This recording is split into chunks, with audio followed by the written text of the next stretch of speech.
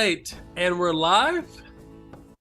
Welcome to episode 5 of Dithra 1001 Shards. Ladies and gentlemen, fish, boys and girls, creatures and creatures of all shapes and sizes.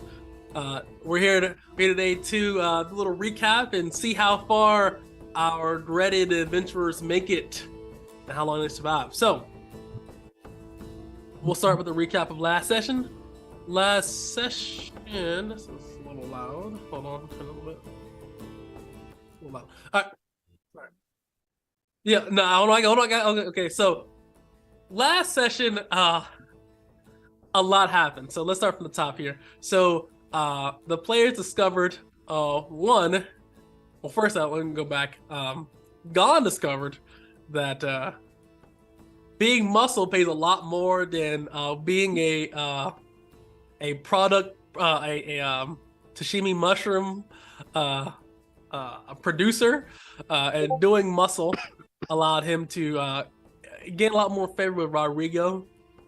In doing so, enacting one of his quests to rough up, aka kill somebody, which led him to working a little bit more for him, and then as he kind of started working up towards him, he also met with Jay's character, which is Asim. Because I was gonna call you Kim. I'm serious. I have a friend. It's hard. It's hard, dude. If the god in the sky is gonna call him Akeem, the god in the sky is gonna call him Akeem. All right, the narrator, like, so Asim, after discovering one of his bosses, Jan, is a little insane after. He's a little crazy. After fucking loco. After Asim hit a kid with a Barry Bonds and he gave him to Jan. Jan decided to put him in the back, Hannibal Lecter style, to be harvested for some mushrooms. Asim might be a little bit off his rocker, but he ain't as fucking crazy as.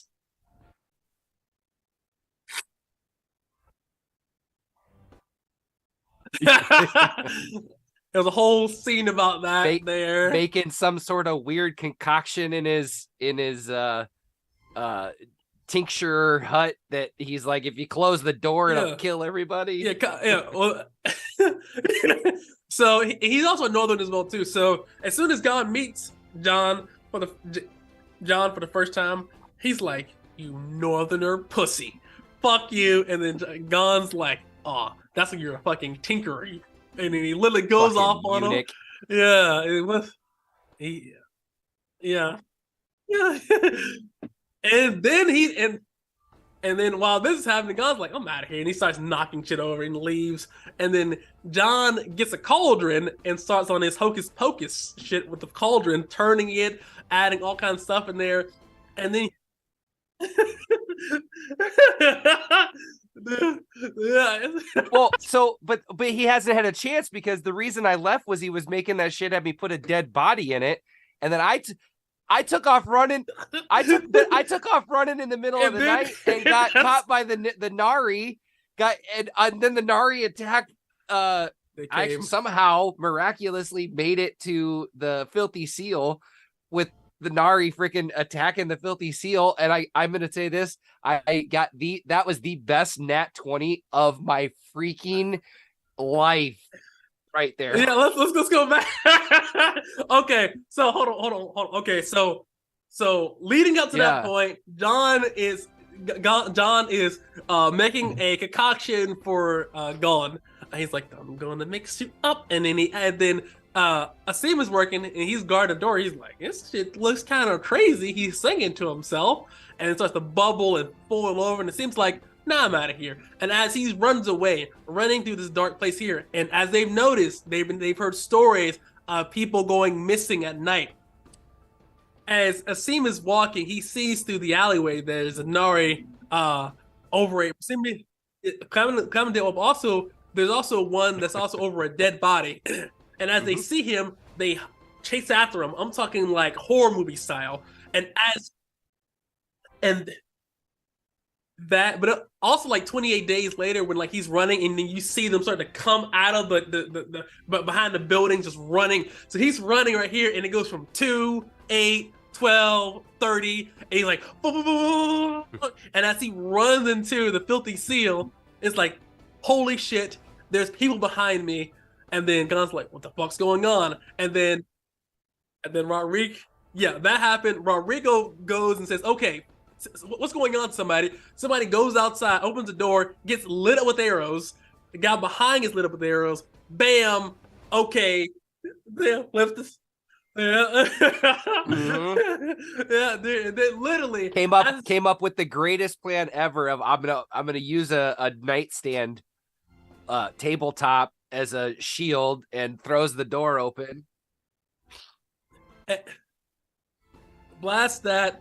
Gon doesn't get hit with anything, and it was like 319, so he lucked out because he needed a nat 20 to hit him with the. Yeah. Right there. He's like, fuck.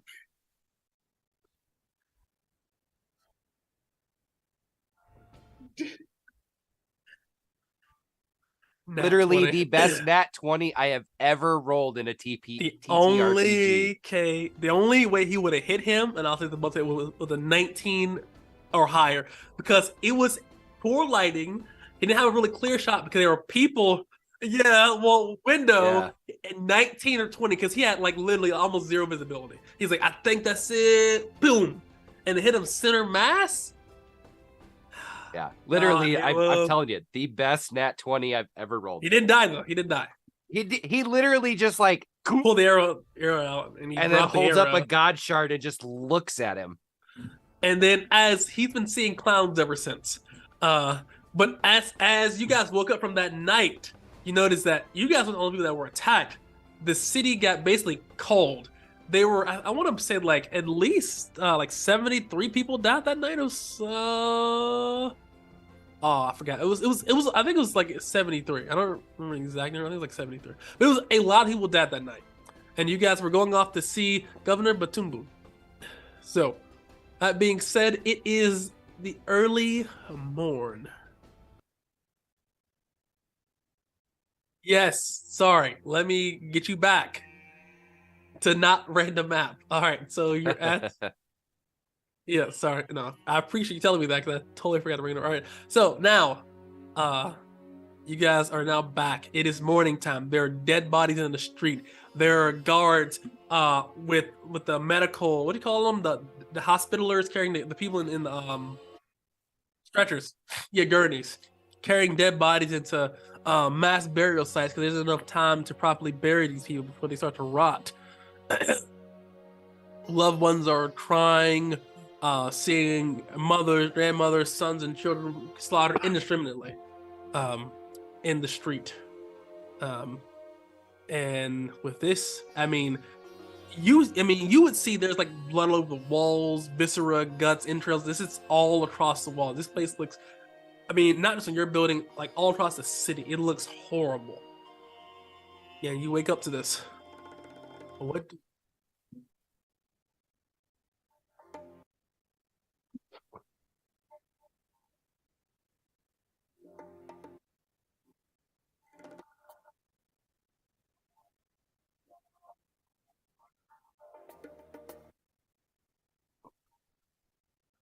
Yes, he is. He's feeling a lot better.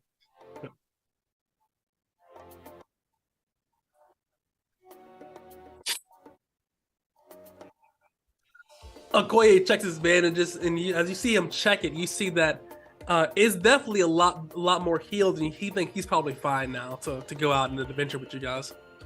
He looks over and says, "Be all right, man. That was some crazy shit, man."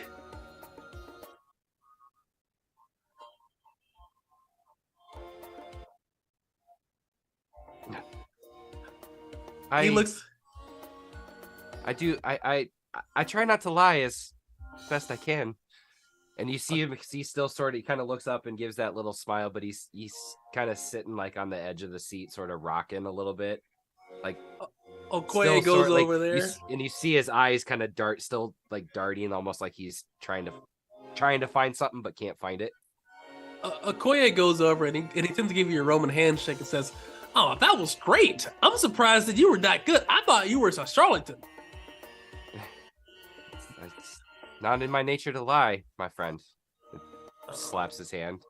All right. Well, it looks like Okoye kind of goes over to the window. He's still kind of hollow. He's not fully like, but he's good enough. He goes up to the window, looks out the window, and says, "It looks like a damn horror movie out here. Have you seen this?"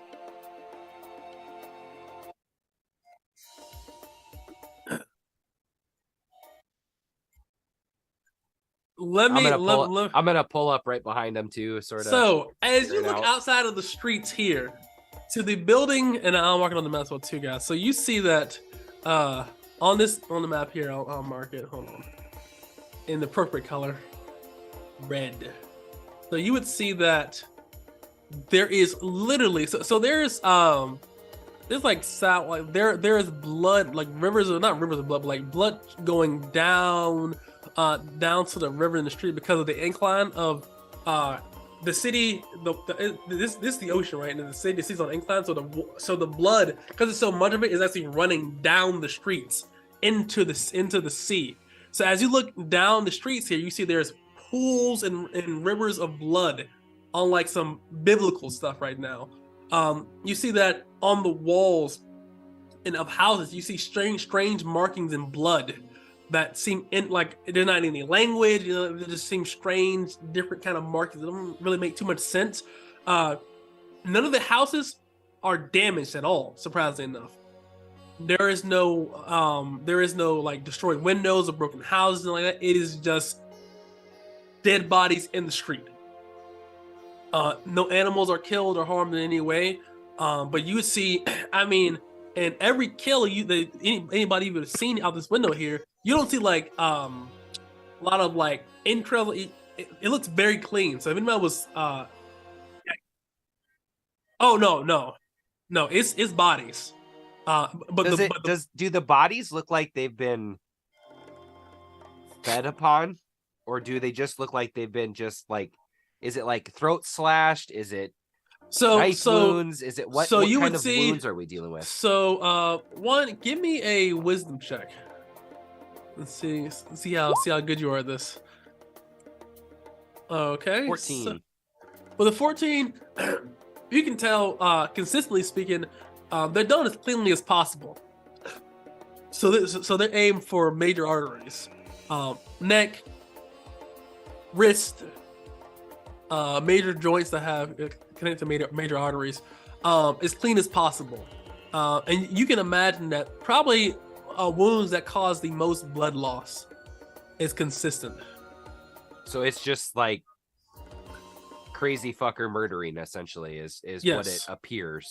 Yes, okay. But they're very clean cuts. They're not like but that's important. But it's not. It doesn't appear like there's some sort of specific intent besides just to murder the person that they're going after. Give me an intelligence check as you're looking at this. Okay. Nat 20. So, this is what you know. So, the best way I can describe this to you is not religiously, but you know how people kill things in a kosher way? In a very kosher way? It's very similar to that. It seems that these people were killed very ritualistically, going for major wounds. So the major wounds, that's one thing, but it is everybody you've seen is killed in a very similar way. It's just different major arteries, but it's still killed the exact same way. The same kind of incision at that artery there.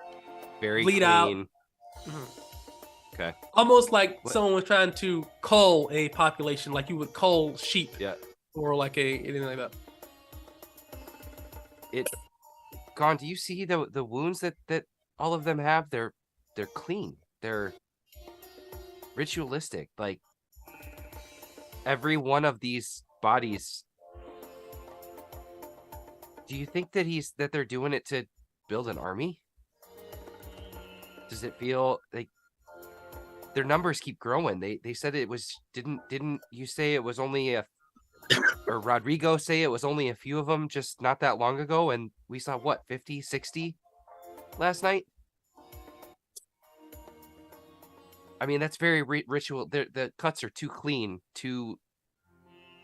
they're not just murdering to they're murdering to murder, but they're not just murdering to murder.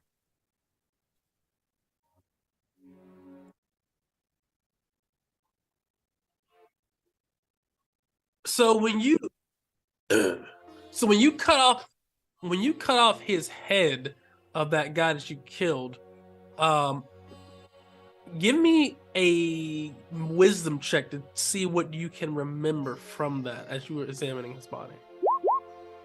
Oh, with a 22. I mean, it's wise. With a 22, you remember that the previous guy that was killed, just below where his neck was cut off, is a very similar incision was on his neck as well.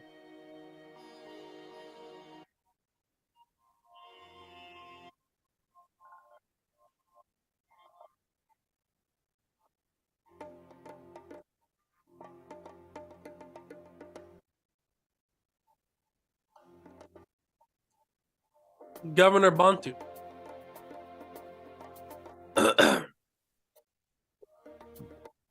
we? We can try. I mean, we're not the most the cleanest guys here, but we have money. We can probably get a. Yeah, if we're trying to help, sure. Didn't somebody also say that he is a shard bearer himself? Yes, that was me. Yeah, he's a shard bearer. Yeah. So wouldn't he want to know if there's another shard bearer invading his town? I don't know him very well. I know he has a shard because like everyone knows, but I heard he's pretty likable.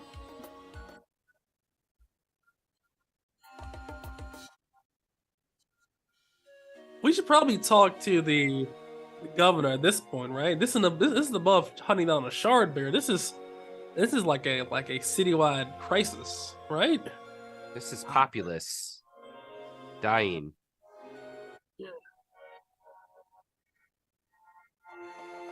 All right. Well, okay, Gon. Well, what do you want to do? Because I'm free today. I ain't got no job.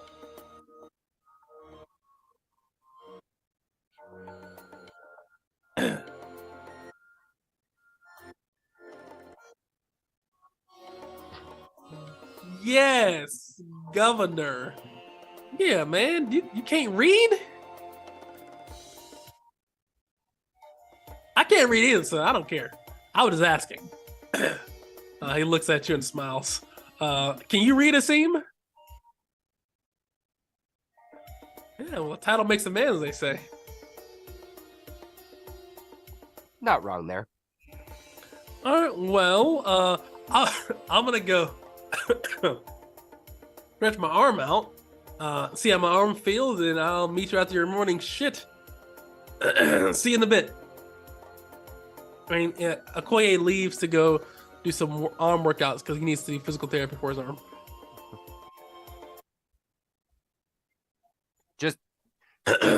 Just before Gon walks away from Asim, though, I'm just gonna reach out, put my hand on your shoulder, really fast. I feel like I might have brought them down on the Filthy Seal last night. I was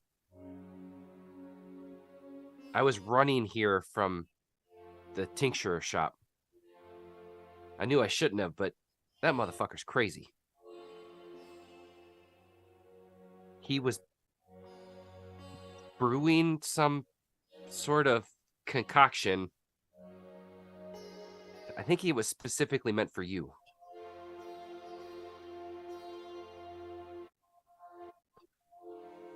Like, it would dissolve your body if he fed a body into it and it just dissolved. He's fucking crazy.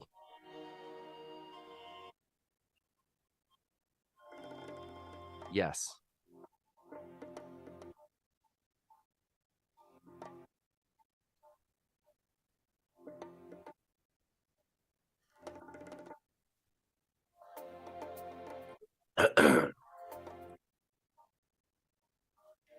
I don't plan to. That was one hell of a fucking night. Just all around.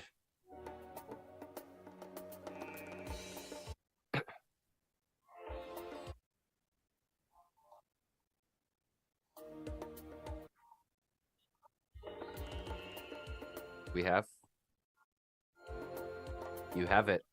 I think. Yeah. I hope I prove. Hope It's I Stallone prove with that fucking with my, with yeah. the car. And he just kind of like in the shake. I hope I prove that with that arrow that should have been effective.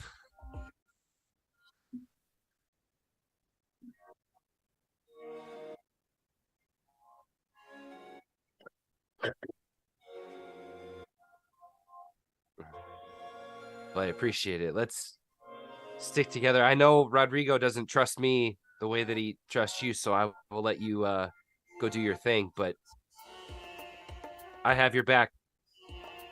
We got to figure out what all this is. But and he just kind of trails off because he's sort of still. You kind of see his eyes start to dart around a little bit, like he's trying to. Almost like there's a vision kind of rolling around in his head that he's not sure of, but he sort of snaps back. I'll let you go do your thing, and he'll kind of turn around and just sit back down at the edge of a table, and again, kind of start looking like. I'm assuming that how often are the like visions hitting his? They haven't happened so far this morning. Okay. And so he'll just kind of sit down and just kind of let you go do your thing, and he'll at some point he'll probably wander over, try and get a little bit of food just to satiate an appetite, but he'll let you go talk to Rodrigo because again he knows Rodrigo trusts you more than him at this point. All right, so you're trying to go talk to Rodrigo.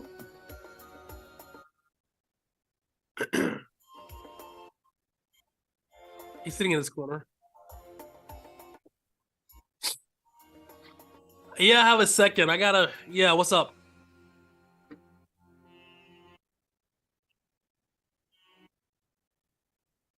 Well, we've been trying to make sure we get these people. As you see that in front of Rodrigo here, you go downstairs. There's the body of the two people that died. There's several arrow wounds through their chest. You see that they're getting prepared to be wrapped up in a kind of a burial shroud, and you see that as they're wrapped up there, each of them that he places a silver piece in each of their kind of pockets on their person. And give me a intelligence check. You're not sure why he's doing that, but it seems like a waste of money. But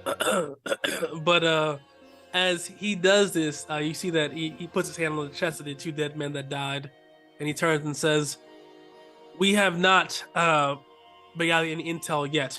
The guards, all of them have been helping the guards so far this morning to clean up the bodies out there." Lee looks at you.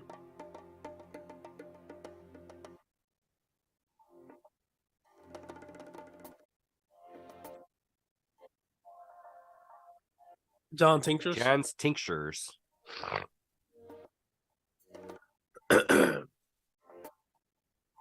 Oh, he's we have quite a fruitful relationship. I sell him my mushrooms, and he restocks for me pretty regularly every fortnight. He looks over at you.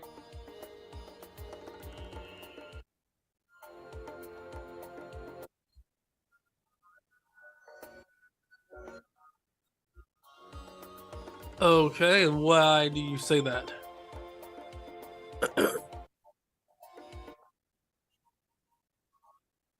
Okay.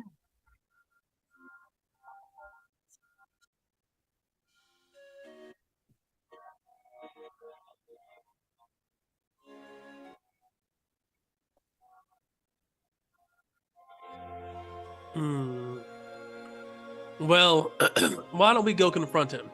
I'm not going to convict the man. We've done a lot of good work over the last 6 months, but I will go and see what you're talking about. And Rodrigo actually gets up. You see that as soon as he gets up, you see two other guards behind him follow him and say, and we're going to have a talk with John. And you see behind him are two, and he says, "Are you ready to go?"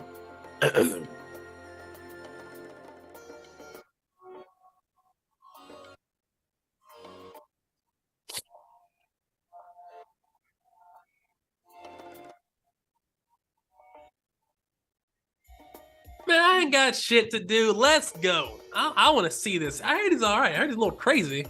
Is his voice really that high? What is a gelding? Is that like some kind of cat? Is that some kind of like class in your northerner language? What's a gelding? I don't know what that is, man. Listen. I'm a thug, man. I don't know what a gelding and all this stuff is. He nods and says, "All right, that'll work." He gets his spear and his shield and throws it on his back. Gone. You might not want to. If you're gonna go, make sure you stand a little bit towards the back to start off with, just to not set him off. What do you mean not set him off? What do you mean not set him off? Koye says to you. That's kind of beef. I don't think he likes Gone very much, Okoye.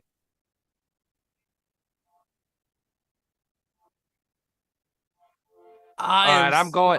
I'm going too because I need to see this. And I'm going too. Throws the bow up over his shoulder, throws the quiver on, and like, all right, let's go. All right. Also, Rodrigo would go over to you and say, "Hold on, before you go, what's your name?" As he points to his team.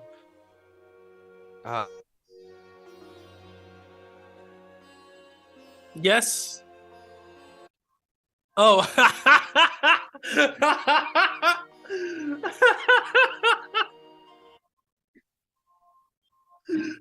Dude, that is hilarious. What's your name? Hold on.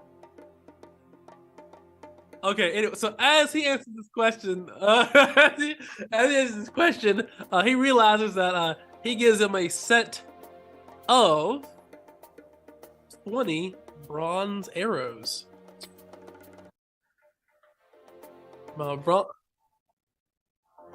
+2 damage.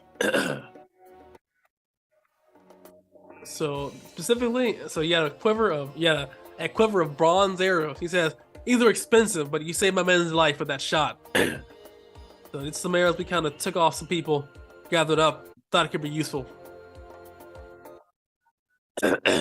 When he comes back, he'll get it. But welcome back. Sorry, guys. Hey, listen. Asim, sir. My name is Asim.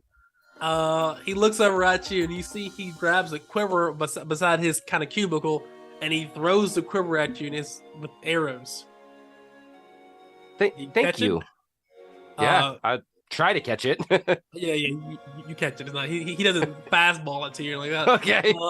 As he throws it to you, he just pull one of the arrows out and tell him what you think. He'll pull it out and examine it. They're bronze arrowheads. He'll start. He'll like hold it on fletching to tip and kind of spin it through his fingers, run his thumb over each of the fletchings on the back end, spin it around and look at the arrow tip. Who did the bronze work on these? These are impeccable. I'm not sure. I just got it off somebody's corpse. He owed me some money. Yeah.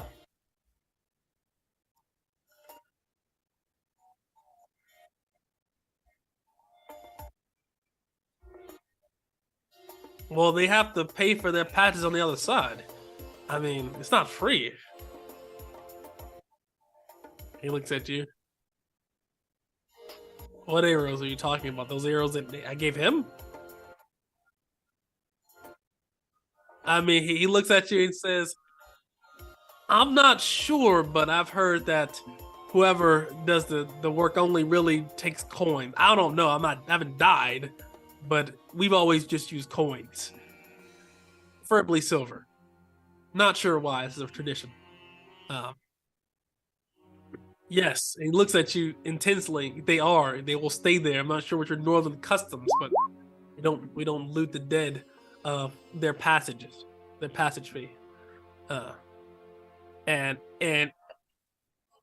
you see a quiver of 20, and you see that as he says this, several other Easterners nod and say, "You never loot the passage fee." No, it's not right.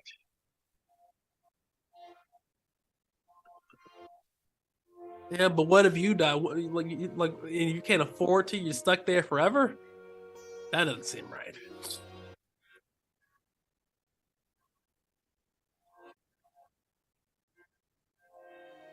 That's those northerner cult stuff. That doesn't work. That's not true.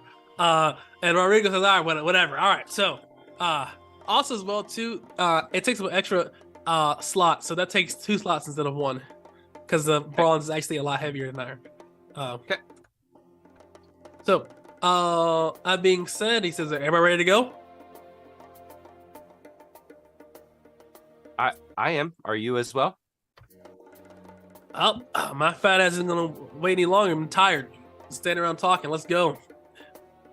And he gets to walk, and he grabs a cane, and he's walking with his cane. And you see that he has 2 guards beside him as well. And do you guys follow behind him? Yep. do. Drop. Open it up. Shop. Oh, that's a wrong. Go. Okay. I'm gonna get into this. Okay, because I'll sing the whole song, guys. Don't get me started up in here. All right, so okay. So as you guys go over to John's tincture shop, you see that the door is open as it normally is. You see John is there, smiling. He looks very high. And as he goes over, as you enter, he says, "Evenings, Rodrigo. You a little early for shift." Hold on, sorry.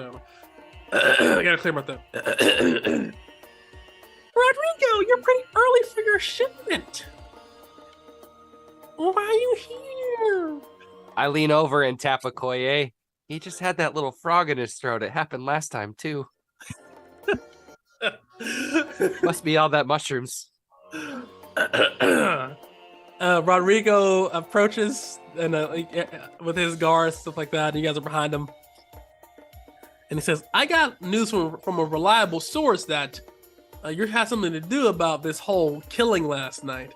Now, I'm a criminal, but killing indiscriminately is bad for business, and it brings heat down on me. Is that true?" And John looks at him and smiles. No. Is the pot, the cauldron, still in the middle of the shop where it was at? Yep. Still overflowing with liquid? It's empty. It's empty. Okay. And he says, "All I was doing was making a special potion for," and he leans over Rodrigo's shoulder and he points a gun. "That guy right fucking there. Him." And Okoye says, "Ooh, ooh," as as he sees you two go at it. And Rodrigo says, enough. Okay, so how do we know for sure that you had nothing to do with it?"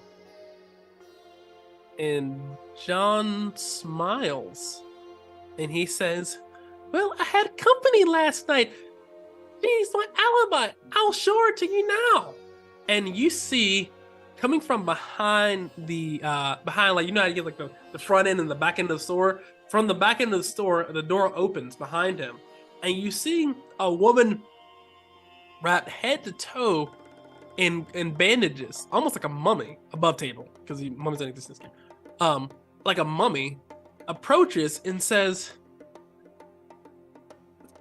"Yes, I was here last night." She doesn't sound very well, or healthy, or like she's spoken a lot. I lean over to Gon. She was not here when I was. That I saw.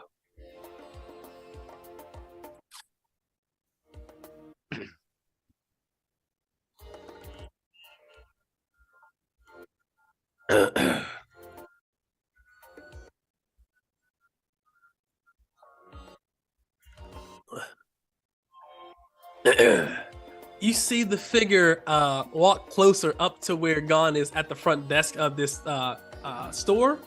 And as she gets closer as well, you see that she reeks of, I would say, what could only be described as a sickly sweet, ripe fruit smell, like iron, like coppery iron, sickly, like of rot and decay.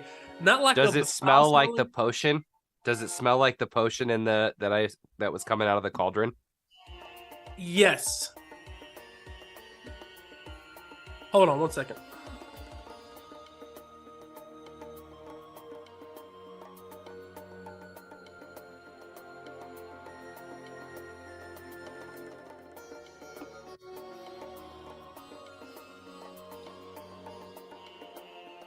Sorry about that. So yes, we do it live, people. We do it live. So it smells like the potion, like the concoction coming out of the cauldron. There's no trick for that. That smell was very distinctive. It does smell very similar to that. So he's just gonna pipe up like, John, is this what you were making in that cauldron last night? Her? What do you mean, make? I can't make people. I'm not a god. She was not here, dude. Well, how do you know she was in my bedroom last night? I'll tell you my thing that I do in my personal life. God, who are you? You just are a peasant. Why does she smell like the shit that was in your cauldron? He looks at you and he says, well, I was doing an experiment, happened to go bad, and she helped me clean up. Unlike my employee. You freaked me the fuck out. Why do I freak you out?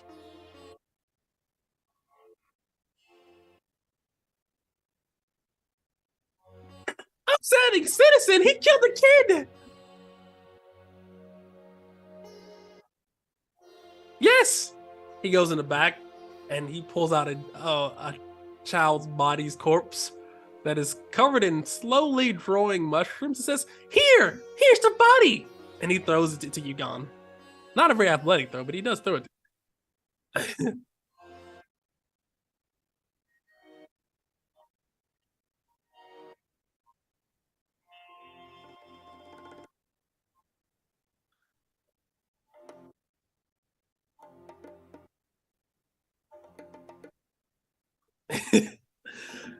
He looks at you and he says,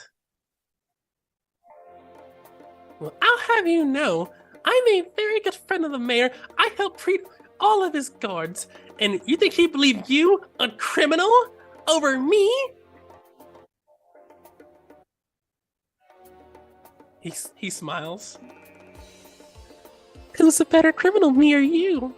And he cackles maniacally. And you see the woman behind him is just standing there. But as she's standing there, she seems to like, as he's moving, like, you know how normal people just move around, not like this, but like just like random like gestures. It's like she's like almost like stretching almost, right? It's not like she just like, you know, like maybe to sit there, like maybe tap or felt like almost like she's like stretching and things like that.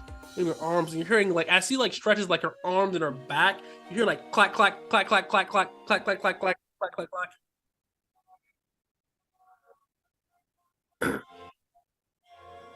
Yes. Yeah. I mean, all up and down the street here is the whole road is bloody. So the gray cobblestone is red, right? There's people carrying bodies around his area for sure. It looks no different or no less or more than what you've seen in front of the Filthy Seal. And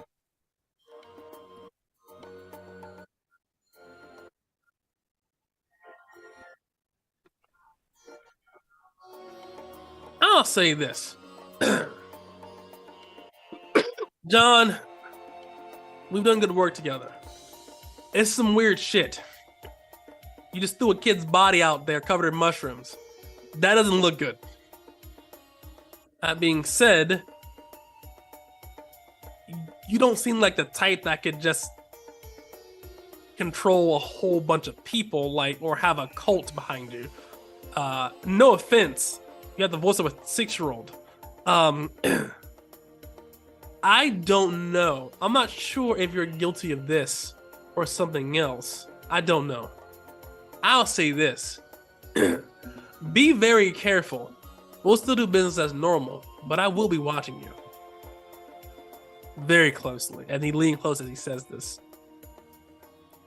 Now, if I find out that you are doing this and fucking up my business, then I'll have people at your door, and I promise you, they'll be very nice.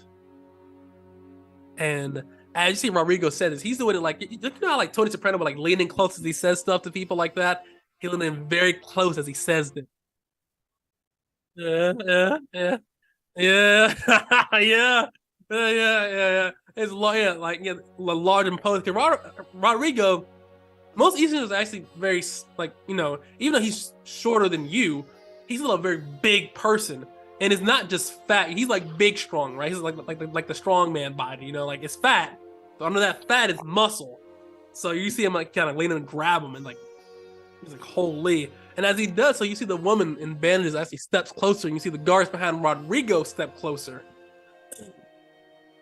And this female says in a voice that it sounds unnatural almost. Let him go now. And it sounds like she hasn't spoke in years, at best. And you see Rodrigo, like, he looks back because he doesn't expect a female voice, that voice to come out of that body. He thinks stuff like, what the hell? And he lets go of John in kind of bewilderment. And he says, I understand. And you see that being scared, John has a normal voice. As he goes back to being a lot more calmer, he says, I understand. I'll continue to do business with you. I didn't kill those people. I don't want to kill random old ladies and kids. I don't want to do that.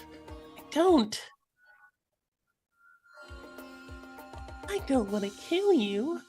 I want you to join my collection. He cackles maniacally.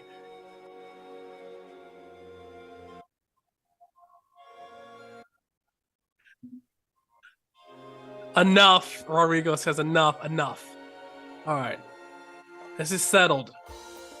And he points to Rodrigo. I'm watching you and that strange chick over there too. All right, we're leaving. Rodrigo turns and leaves. And as he leaves, Gon, do you guys, Gon, Okoye, do you all follow? Okoye follows, but do you all follow Gon and Asim?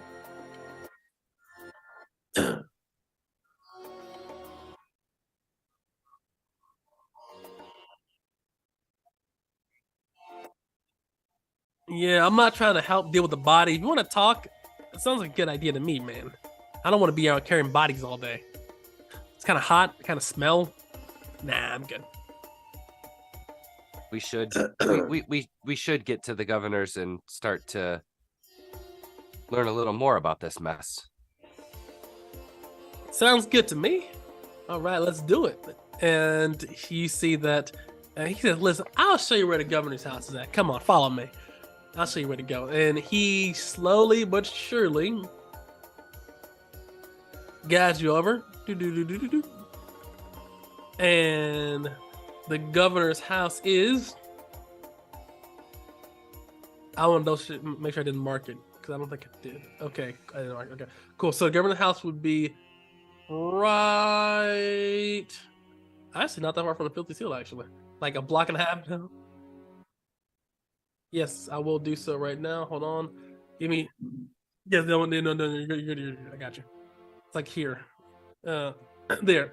And I'll mark that for future notice. So as you go over to the governor's house, you see that there's a large guard detail in front of his house. It's about 10 guards.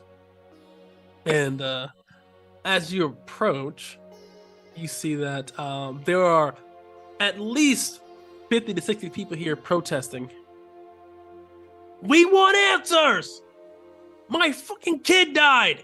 what the hell is going on? You see mothers are crying, grandmas are, clutching in their pearls. And I mean, like, people are just outside yelling and screaming for answers, mainly.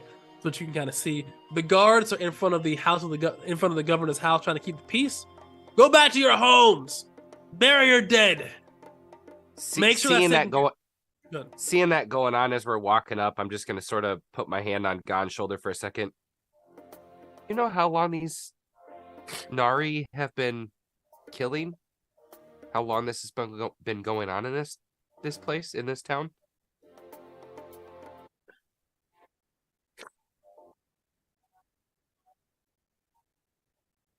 So, Okoye would speak up. So, my boss has been dealing with them for at least a couple of months now, at least 3. They weren't that many as far as I was aware. I thought it was only like maybe 10, 15 people max. It's like 70 people. That's not like a normal gang. It's like a bandit lord or something, right? Well, it seems like it. People. It and it seems like it would be have been going on for a while if people are already protesting in front of an Exalted's.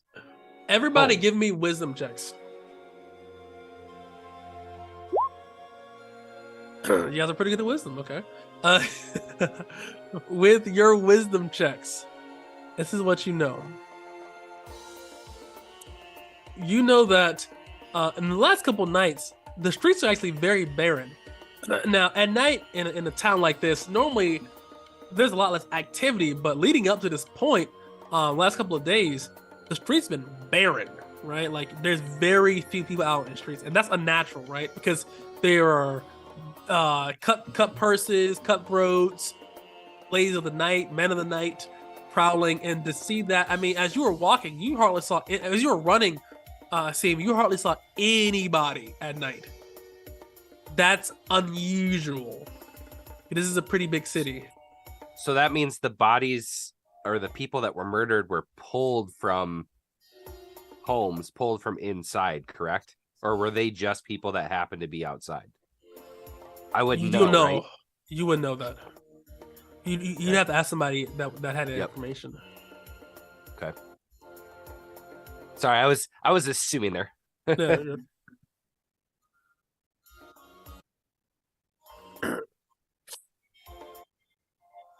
Yeah.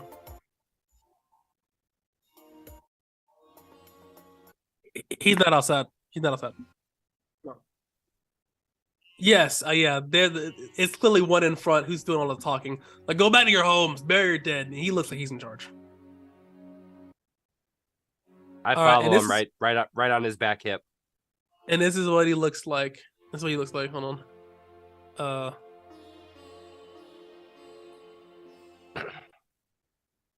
Yeah, hey. Bald, tattooed face. Oh yeah. Right? It's like, hold on, wait. But he's wearing some very light armor. Yeah. I mean, the one pec being out but hidden. You only see it when he moves. Yeah, this female body armor for sure. But as you approach, you see that he has a spear on his back, and it is a bronze spear. So this guy has money, or has had money. And he would look over at you and say, "Citizen." And he's saying to Asim. He's not even. He doesn't look at you. He looks at Asim. Citizen. We have information. Yes. About last night. We need to speak with the governor. And who are you? My name is Asim. Humble citizen. Of Southern Empire. Thank you. Humble citizen of the Southern Empire. He looks at you and he says, let me see. And he looks you up and down. He's gonna roll a check here.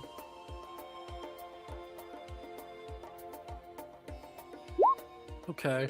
He looks you up and down and he says, I need your weapons. To enter? Yes. Kind of tap Gone on the shoulder. It'll be okay.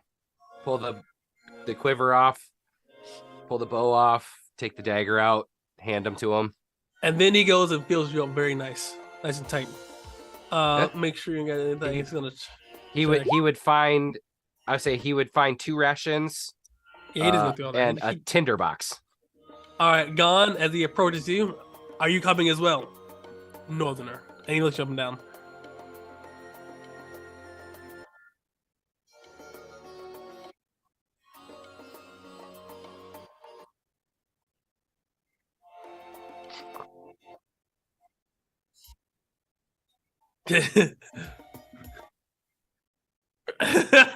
he's like it's like yeah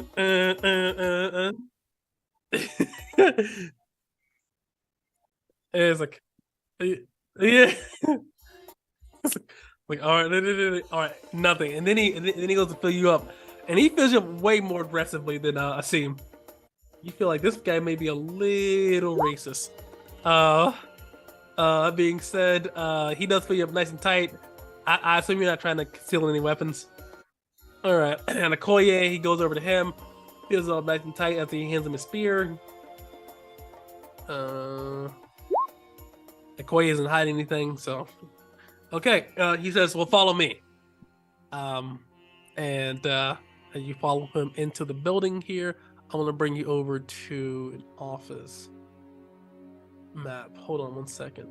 So on this office map here, the governor's house is 3 stories tall, made of very nice wood. I mean, you definitely tell this place is not opulent, but very well done. So think of like a Southern American like colonial style house, big house, nice columns and things like that. It's some serious money here. As you go over to the, so I would say the first floor, you get brought up to a room here. Can everybody see the room? Yeah, you're right. Oh yeah, I didn't see that. I didn't see the computer. I didn't see the laptop. Well, he's got it's Windows 95. Windows 95 in this corner, and he's got Windows 2003 up on the side over here. So okay, so in a radio. Okay, so clearly these things are blueprints of what he's drawing. So there's this, they do not exist. I did not realize that was a computer in the TV. Holy. But you do see this is what the governor looks like. He wears, I mean, these are some of the nicest robes you've ever seen. They're flowing green robes. He wears a nice kind of open, loose, almost like dress. And he wears a head wrap to cover his hair. And he wears he's adorned in several gold bands. And he's sitting down. And you're not sure how old he is. He doesn't look young, but he doesn't look that old either. It looks very weird. Does the guard lead us into the room and go to leave? No, he stays there. But as you guys are getting into this room here, you see that there's also several people as well too. There is several, like another man and a woman, probably assistants. And as you all enter, the guard captain says, "Governor, these 2 say they have information about the murders last night." And then he motions for you guys to step forward. The governor looks over at you and says, "State your purpose." Asim will sort of bow, kind of real formally to him. And Governor Batu, we have some information on and some questions, honestly, on things that are going on. We have heard you are a shard bearer, and we have proof that not proof per se. I don't speak very well when I'm nervous. Please listen to my friend, and he will. Northerner. He looks you up and down. He's like, Northerner. Interesting.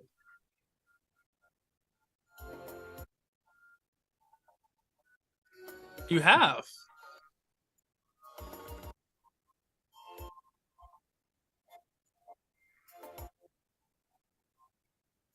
Interesting. He leaves up really close to you. I mean, like he's not like close to you. He's leaning close forward in his chair. Um,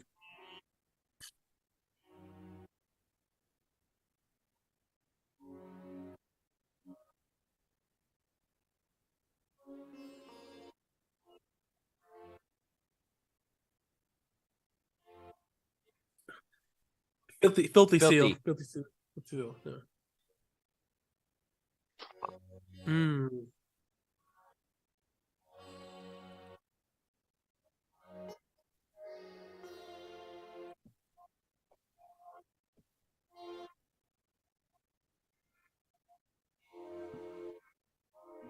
He heals in one hand. Assistant, does that corroborate what the other report is saying? Yes, they can scale walls. That seems to be accurate, Governor. Okay, continue. And it does not seem shard. He showed me the shard when I hit him with that arrow. As you close your eyes, you see the image of the clown mask, of like phantom mask. As you close your eyes, and blink, of course. And he blinks, and then you see him like step back and open his eyes really fast before trying to like breathing get a little quicken for a second as you open your eyes, you see that everyone in this room has on the same mask. He would immediately start backing up. Even gone? Yes. He immediately just starts backing up because he has no weapon at the knowing that he has no weapon, he just starts backing towards the wall. As you back up to the wall and you bump into the guard captain, as you bump into him, you kind of blink again and everyone's back to normal. Starts looking around.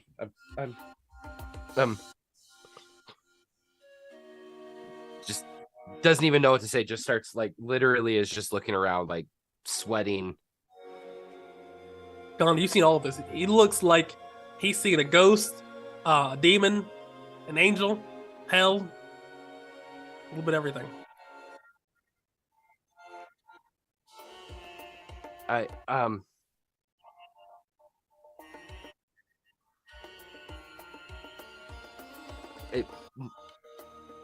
This might be something we need to speak. Do you want some water, lad? And you see the assistant goes over yes. and he hands you some water. Yes. Breathe. And he just chugs it. Downs it. He smiles and says, "Listen, I know I am a well-known man, of course, but listen, I am not that famous. Please breathe. We'll get through this together. Now, seems like you have a lot of information about this. How do I know that you're not working for this shard bearer?"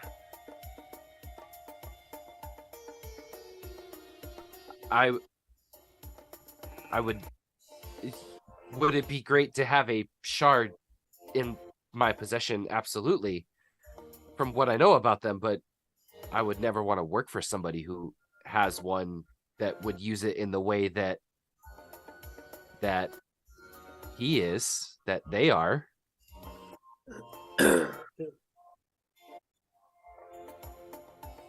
From what you tell me, you say that he has the ability to seemingly control large amounts of people. Is that correct? Or influence? I believe we are under the impression that he is amassing an army.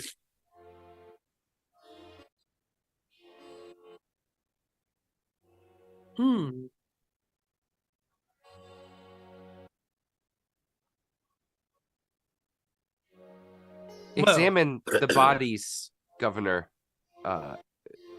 Notice the injuries to the dead. They're assistant. All very. I know my friend, assistant. What is the coroner said about the wounds? He says, well, she says, excuse me, Governor. It said that these wounds are done in a very religious or sacrificial manner. done by using a single blade wound, either a puncture or a puncture or laceration. I'm not sure what puncture. I think it's just puncture. Puncture or laceration wound to a critical organ or a major organ. Is that what you're trying to tell me? And the governor points over at you. Yes, and they're all. Go ahead, Gon.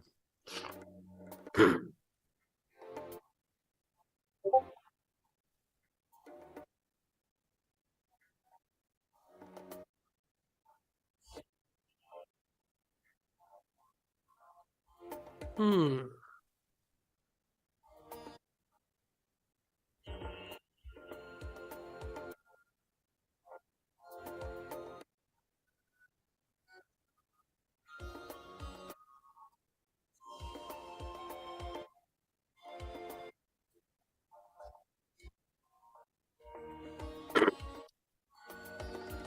That makes sense. You know those are pretty barbaric.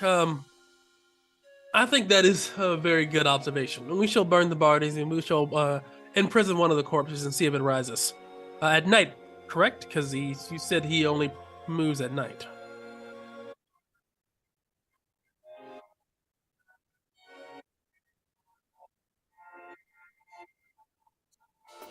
Interesting.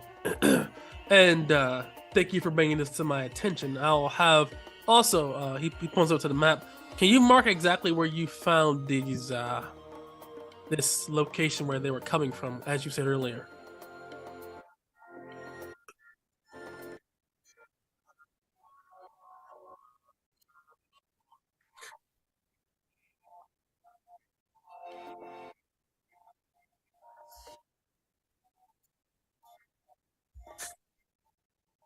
Hmm.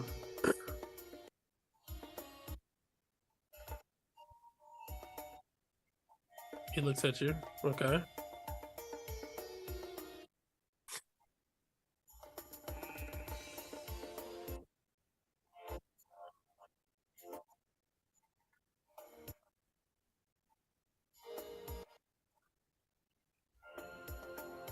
He looks at you strangely and says, "Yeah, we can handle it.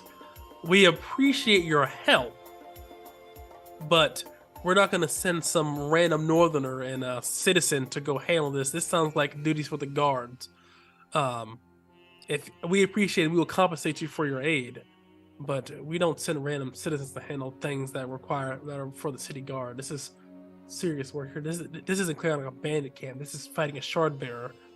In all actuality, I'll have to go myself." And you see him stand up, and as he stands up, uh, with the robes, he looks a lot like. Sorry for people on Twitter, fatter. But as he stands up, he has that James Earl Jones build. He's just a big dude, but he's like strong. You know what I'm saying? Like he has the James, yeah, yeah. He has that like build. Yeah, yeah. But he has, He's literally got that strongman build, man. yeah, yeah. He's like the fucking mountain. Yeah, but shorter. He's like maybe like 6 feet tall. He goes over there, and you see that he says, "I'm going tonight. Tell the guards to get ready. We will take their base of Storm." And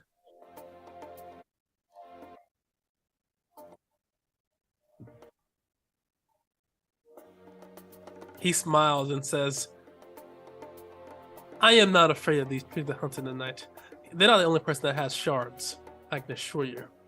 And he smiles, and everybody roll an intelligence check as he says this.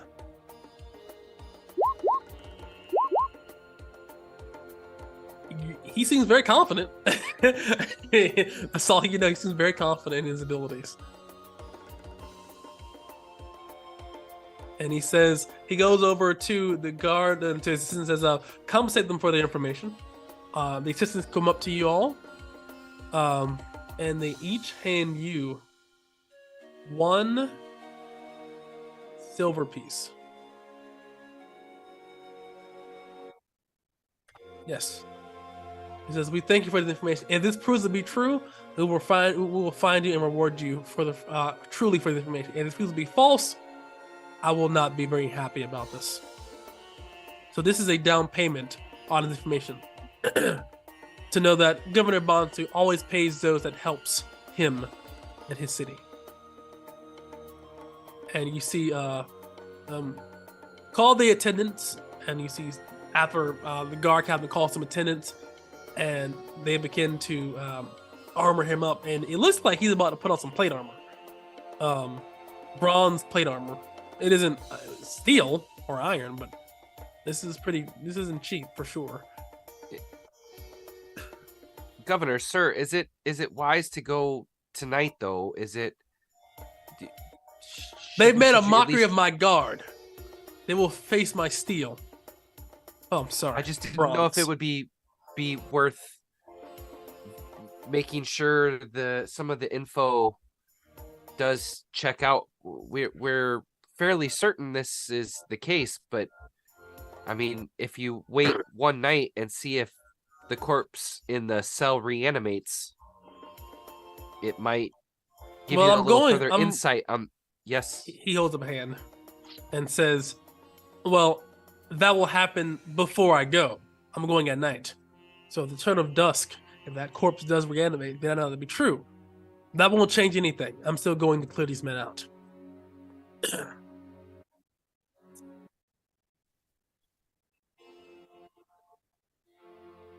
"Ah, you're pretty smart for a northerner." And he turns and he says, "Captain, send them back."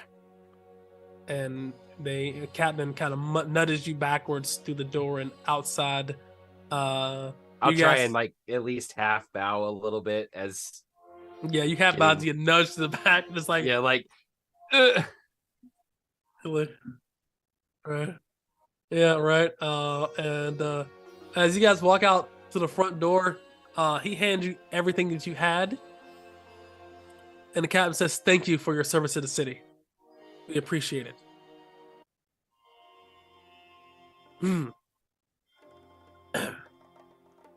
He smiles and says, "You're pretty good for a northerner, but believe you and me, we're not scared of some damn shard bearers. They all die. They're all human."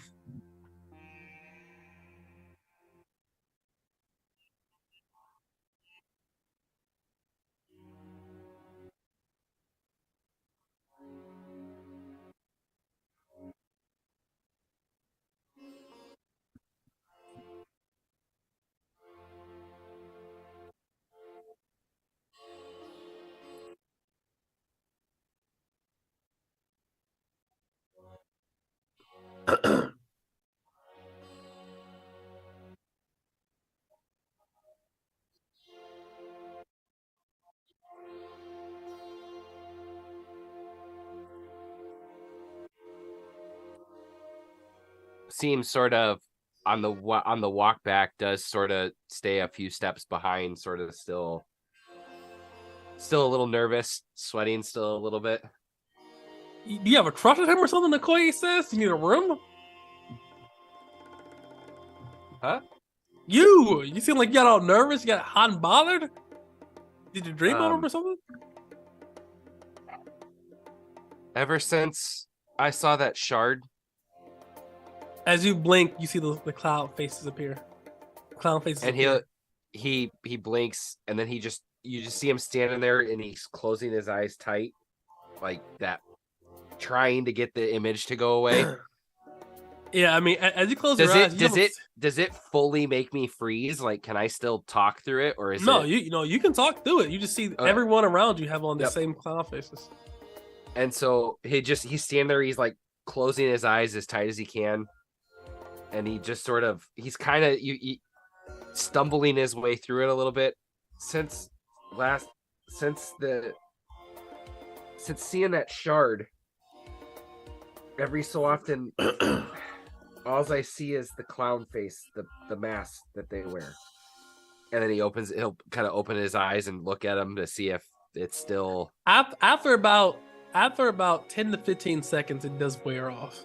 Like the mask just fade slowly. Fade out. Yeah. And so he'll start kind of blinking, like right there.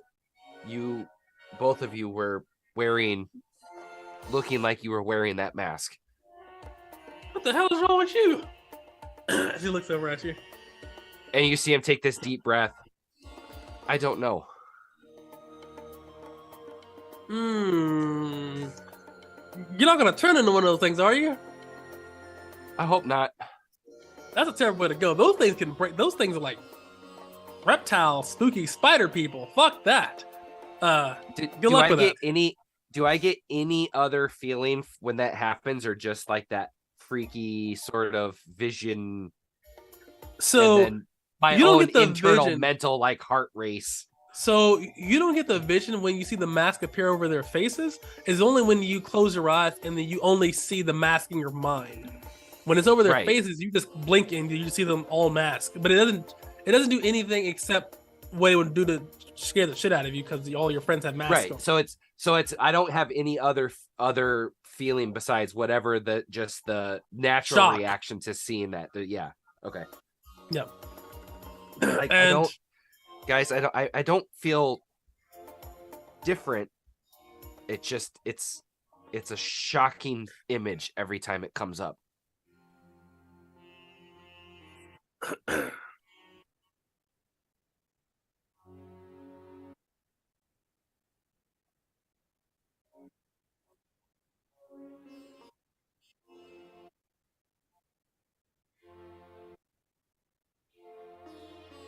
I like jobs. What kind of job you got? I like money.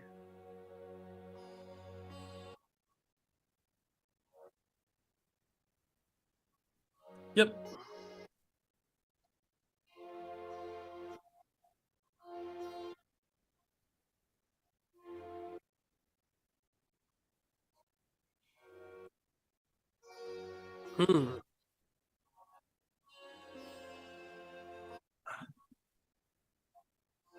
I like money.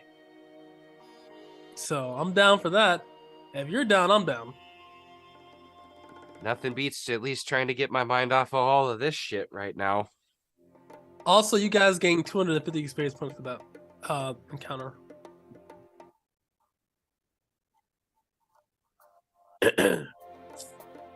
Woohoo! I mean, are we doing level up at long rest? Oh yeah, back to back, so you get the memo.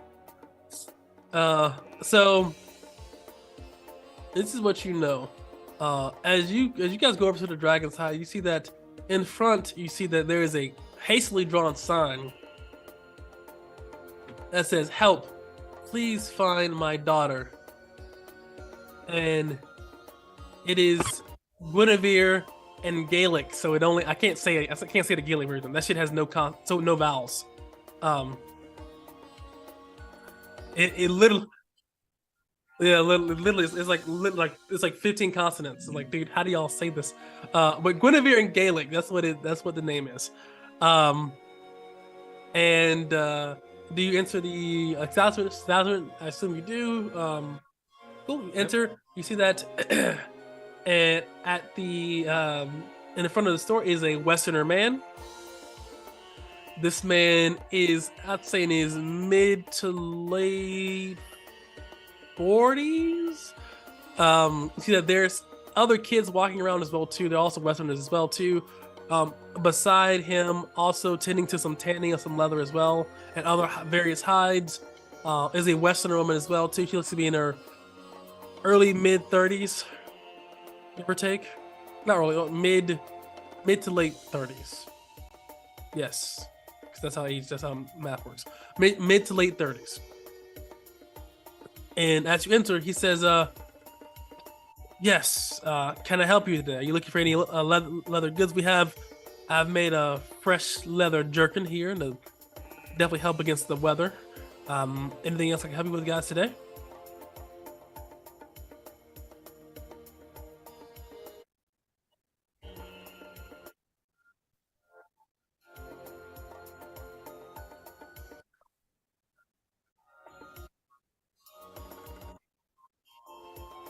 Name's Waylon. Okay, okay. Let me post this in chat and have the Gaelic expert. Let me show I'm saying this right. Waylon. He Close said that shit enough. like he was a fucking a member of the Beatles. It's Yeah. Waylon. It's Gaelic, Waylon. dude. Waylon. That shit. You got to get the like H emphasis in there. Way like Cool Whip, like Cool Whip. Whip. It's Wheeling. cool. Say whip. Whip. Now say cool whip. Cool whip. You're putting the wrong emphasis on the wrong syllable. Oh my. Yeah. No, it's 1950. Right. But yes, but this game, the Westerner says, "Oh yeah, you got to spell everything. Got to say a W sound." But yes, sounds like you're hacking up a lung. Yeah, it's like you got to spit a couple of a loogie. But he looks and says, "Yes. How can I help you?" Guinevere, what do you know?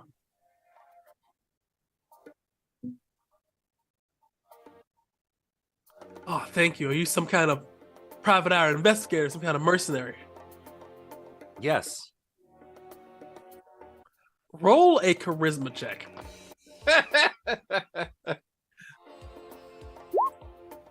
He looks and says, "Oh, amazing. Thank you very much. I didn't know that you guys were such. You don't look very profound, but maybe you're undercover, maybe getting some information. Anyway, thank you. My daughter Guinevere was taken by some bandits. They left me this ransom letter. And the letter says, I forgot to write this down, so let me tell you what it says. We have your daughter Guinevere. Give us 1,000 copper pieces, or we'll sell her to the slavers. Or else. Hint, hint. Wink, wink. And he has a smiley face on the end of it. Make sure that you give us the drop-off by the end of the week by the well next to the farthest farm in the city. Outside of the city. And Waylon would say, I got that letter about 3 days ago. We got about 4 days as I'm trying to gather this money.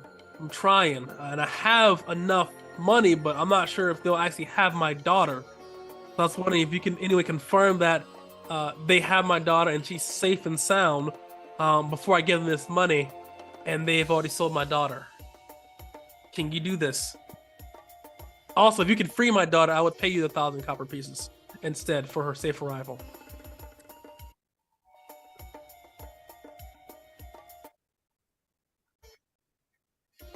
At the farthest farm outside of the city. So yes, it's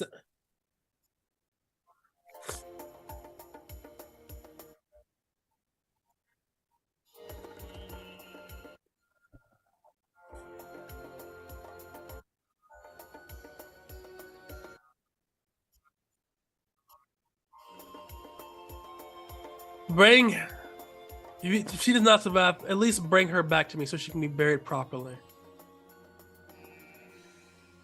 What does your daughter look like? Blonde hair, blue eyes, slim athletic build. She has a little scar across her left cheek. Freckles. About 5'4", 110 pounds, 15 pounds.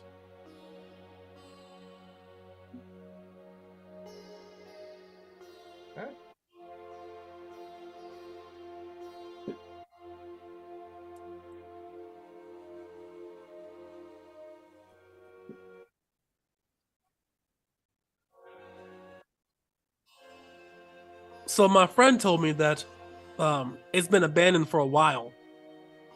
That it was attacked a couple of months ago, and that no one has brought it or tried to, refurbish the land since. So it's been sitting there vacant, with no ownership, except by the city, of course. They said that bandits are taking up residence there. We're not sure if how long they've been there, but I've heard that they've been attacking caravanners along the way down from the mine to the city as well.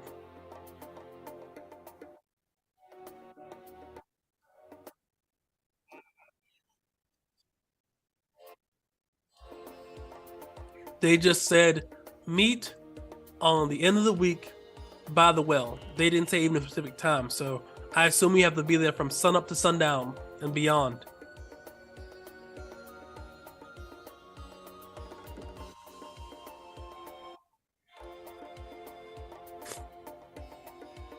He looks at you and says, "Do you think you can save my daughter?"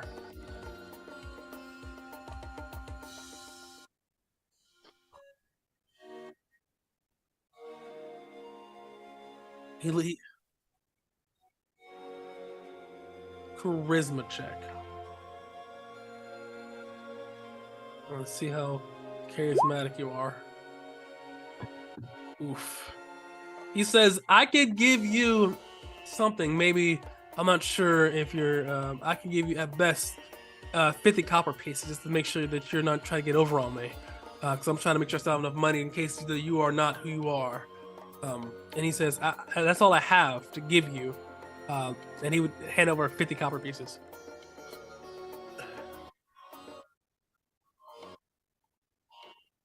Through. Oh man. Yeah. Yeah.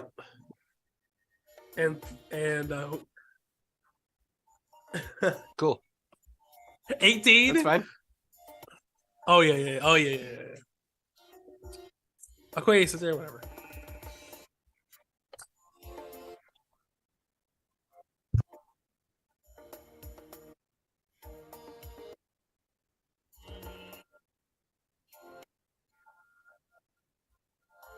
He looks and says, "Okay, well, um, let me know if you have any updates by tomorrow.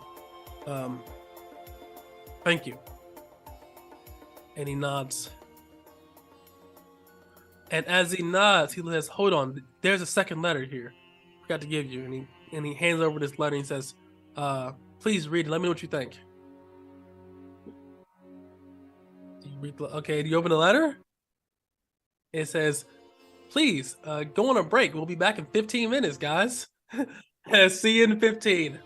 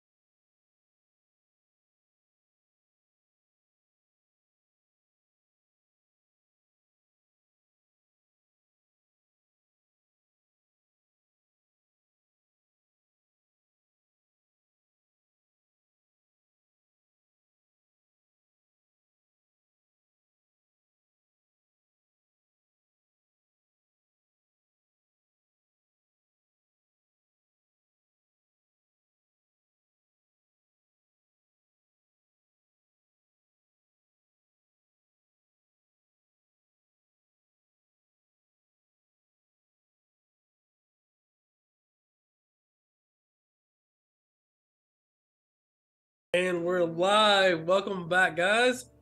And last we left off, they were talking to Weston Whelan. Wow, Whalen. Uh, Waylon. I call him Whedon, Whalen, Whalen. He's the Will Waylon Wheaton, Whalen Jennings. whatever. Whalen Jennings. Yeah, that guy. So, and you guys were decided that this might be the same people that Rodrigo hired you to kill, possibly. Well, I think that was slightly above table. We hadn't said that in front of I wasn't him. How much y'all did say that? Oh, okay. Well, then, yeah. Okay, well then, yes, and that's where we left off. So I'll leave it to you guys. What are you guys doing? It is about at this point like 2:30 in the afternoon. You guys are going around 6. What time does the sun set officially? Actually, 5. A little after 5, but around 5. You got about 2.5 hours until dusk, and then you got about 3 hours until sunset. Well, about 2 hours.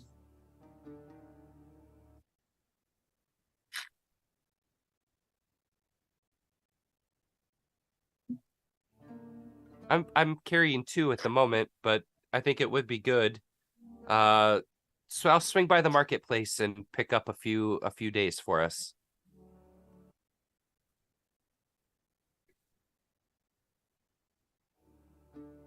Hmm.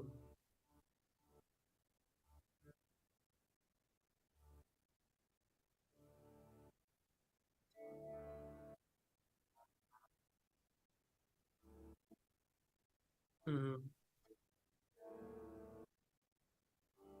Hmm.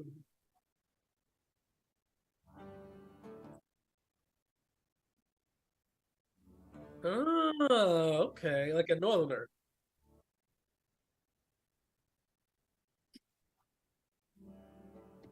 No, I don't know how to do a snare trap. That's that rope trap, right? With the circle and it springs. Sure, yeah, I think that makes sense. Yeah.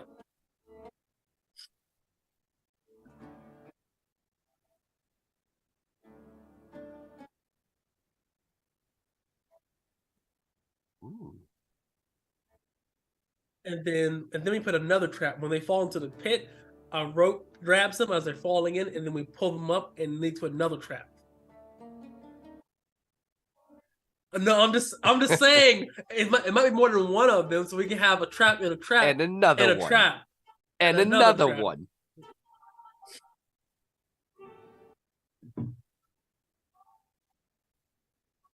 Yeah, like break their leg or something, twist an ankle.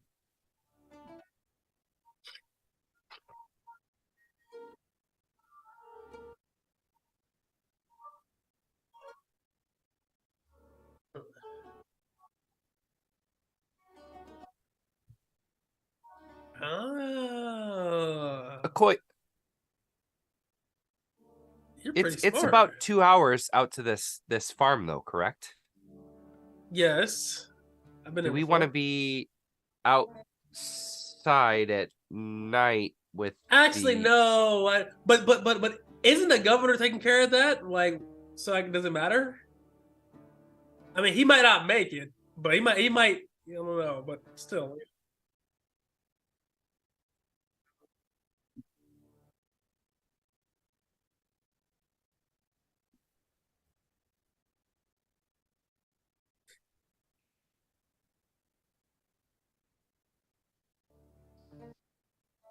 Hmm. I agree with that. I'm not good at Does laying out Rodrigo traps, have but I'm. sleeping bags or anything like that? Then, if we're gonna be, or have He you has been blankets. You want a blanket? I'm just thinking a blanket. It could help if we have something to. Just a heads up, we're not survivalists. We don't. We have a building that has beds. We don't really need hunting stuff. We leave that to the hunters.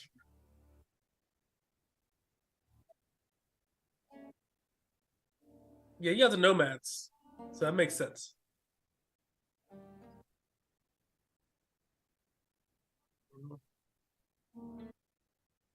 Mhm. Mhm. And also, I mean, it's not very cold here anyway, so it's not really worried about that. As long as it doesn't rain, we should be okay, right? I'm not a survivalist, but I mean, laying around in some what dry leaves or like I mean, it can't be that bad, right? It's only a day.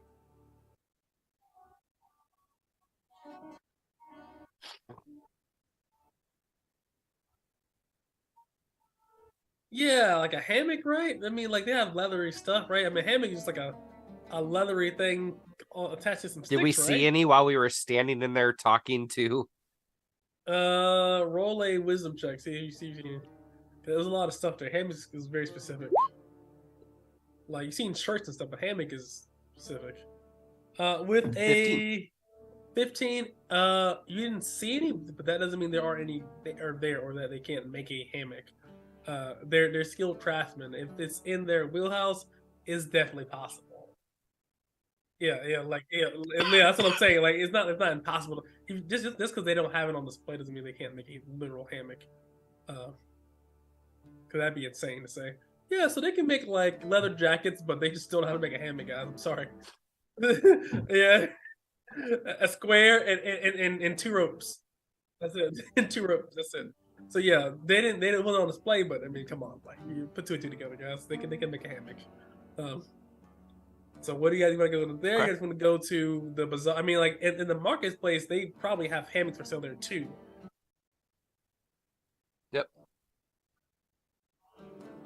Food.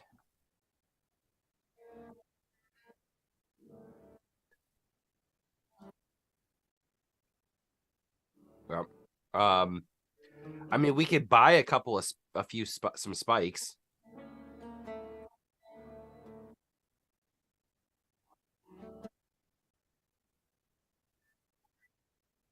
I have a little bit too, and I think I remember the last time we were there seeing some iron spikes that might, you know, be a little better than wood. They may not break if, you know,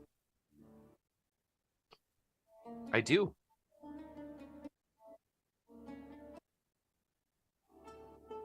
All right. Yeah, we'll go Okoye to the looks bazaar. over and says, "All right, so makes sense." He goes up to the marketplace and he gets him a tinderbox. He has himself a tinderbox, an extra spear, and he buys himself a fat mutton chop and 3 days worth of rations. All right, I'm ready.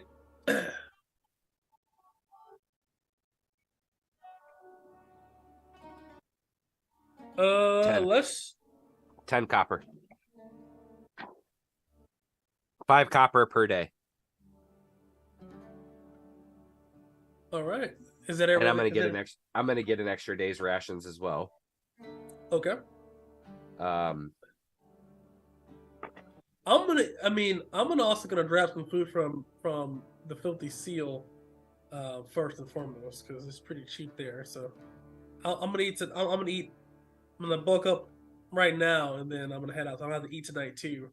Waste my ration. These things are cheap.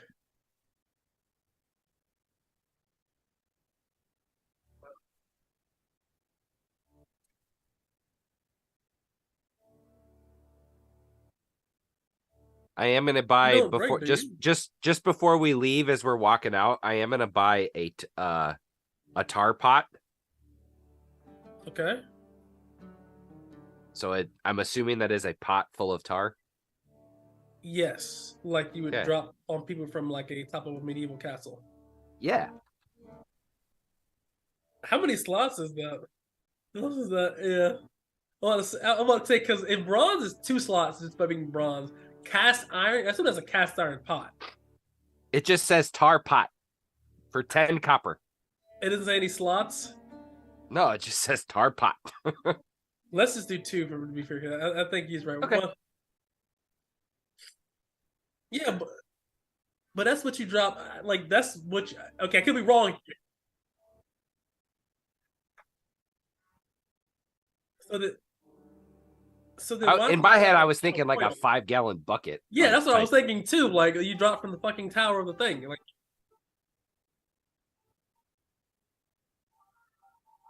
all right, oh, guys, you can get let's. the little ones to yeah. Okay, so do you want? Okay, so the question is, okay, hold on, tar pots. I'm not, dude. I'm not thinking like the one that literally is gonna dump down on like 50 people. I'm Yeah, thinking like that's what like I'm thinking. That's what I'm thinking. yeah, Of a no, I'm season. thinking like this could be enough for one person type of a thing. You know what I mean? Okay. Oh, okay. So, uh, like for like, didn't okay? Pitching roofs and stuff. Yeah, Yeah, and like for roads, right? Right? Or is that like is that modern times? yeah. They didn't use.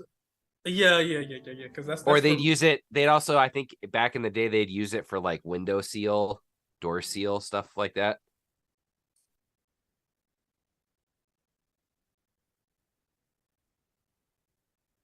because because it's waterproof, right? Yep. Yep. Protecting wood, impregnating and setting sails. That is a strange term.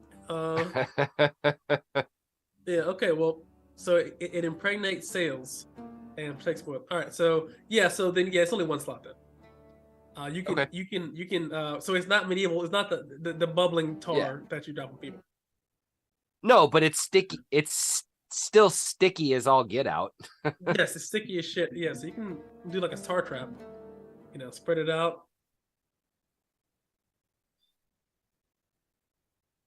If they Yep. fall. Oh yeah. If it's sticky, they fall And over I in the got a next tinder second. box. I could technically heat it. It's true. Yeah. I, mean, I could be wrong here. All right. Okay, hold on, guys. Let me call fucking Joe Pesci. Joe Pesci over here. I got him some traps here. But you've gotten your variety of Home Alone antics ready to go. Are you guys getting anything else, or just still shopping? No, I think I'll at that I'll swing in the pot. We'll follow. All right. Yeah. Koya's gonna is gonna go over there and get some grog as well too. Uh, the food is a single copper. The drug is some copper as well. You guys are associates, so 2 coppers for. Oh yeah, Cool. and it's ice cold because it was in the not ice cold. It's cold. It was in the fucking basement. Um, I learned something new, guys, but we've been watching that. Storing stuff in like the basement is cold, but it wasn't like as cold as like I'm thinking it was. I'm like so when they store stuff to get it cold, like they store that shit really deep down there. Like you have to dig, like dig.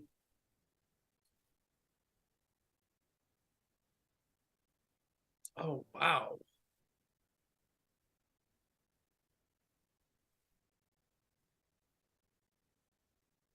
Yeah, but you don't have to worry about tornadoes though, do you? You should be all right. Hot. That's good because hurricanes suck. So Drought, motherfucker. look at California and drought. They've been affected by drought for like 30 years. That shouldn't stop them.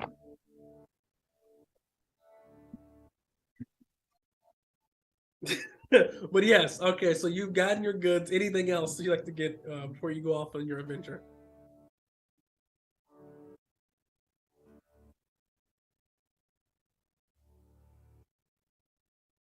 You mean get rich or die trying?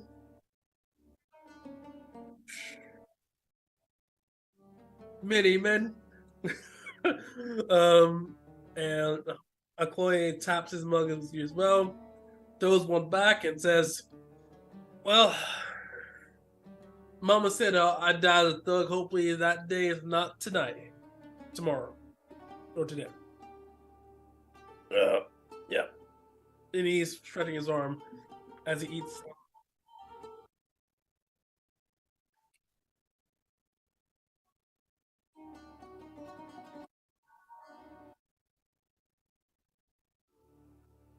Uh, yeah, we're not Easterners.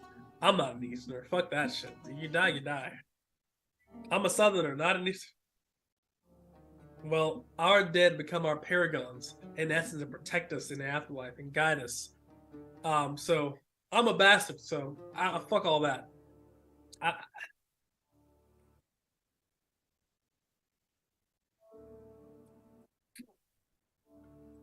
well, I'm a bastard. I don't have a bloodline. So, yep. No, but I'm a bastard on the same. My mother was simply a barmaid. Probably got knocked up by some random patron. And I turned pots of stews for many years as a child before I decided to strike off on my own and make a name for myself. I wasn't going to be a Koye the pot stewer for the rest of my life. That's for damn sure.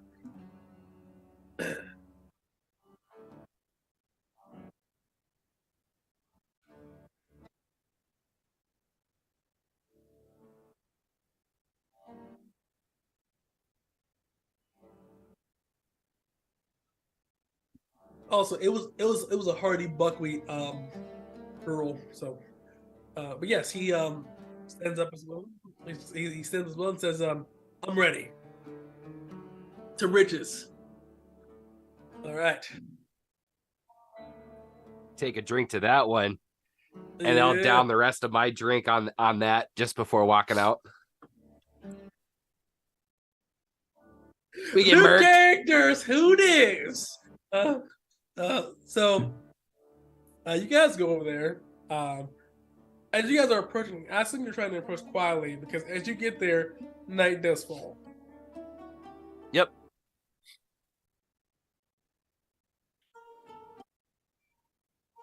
Yeah. Stay at a distance and just watch. Ooh, it's the Okoye doesn't appear to be the most stealthy. He's not stealthy, but he's not stealthy. You only partially hear Asim's footsteps behind you. Above table, I have a +5 on my dex. Okoye doesn't have a +5. So Asim, are you trying to scout ahead? Yeah, he'll start to kind of move forward, still keeping a distance, but try to just get an eye on. Is there a map or anything for this that we can at least see, what we're walking upon? Hold on. So this is yes. Is there like a exactly. So this is leading up to the forest. It's along a river. I mean, to the farm. It's leading along a river here. This is maybe like up northeast. And we're heading east on this map. Northwest, and no directions. Northwest. No, okay, east. Yeah. But we're heading east on the map. No, you're heading. Okay. Now, okay, hold on. Okay, now I'm fucked up. Now, hold on. We're going this direction. Remember, never eat shredded wheat. So I was right the first time. Then, okay. So yes, you're going this direction. Okay. Yeah, you're going upside. Okay. I fucked myself up. So, is this an actual ridge line right here? Yes. Okay. So if I'm gonna scout ahead to try to stay somewhat quiet, I would. Why can't I? I gotta pull a new token out because of course I'm broken. Is it? I don't know why it does that. I really don't. Me either. You want to delete the other one that? Yeah. There you go. Yeah. Okay. Can you move your token gone? Can you move your token? That's so dumb. Go ahead. Sorry. So I would stay kind of tucked in along the ridge line, getting out in front here to sort of see what is out in front of us as we're moving. So I try to stay tucked underneath trees, sort of in the ridge line in the shadow a little bit. So the ridge stops about here. The farm is about, I'd say 50 to 100 feet past this point. Okay. Yeah, this is just you would definitely see a line of tracks. I mean, consistently, like they'd be here, here. You know, I mean, you definitely see tracks. It's not just going in one true path. Maybe a little bit more, and like just down like a line here. But people have definitely been very active just in general in this area here. You see, especially by the riverbed with its soft, moist soil. Yeah, you see footprints all around there.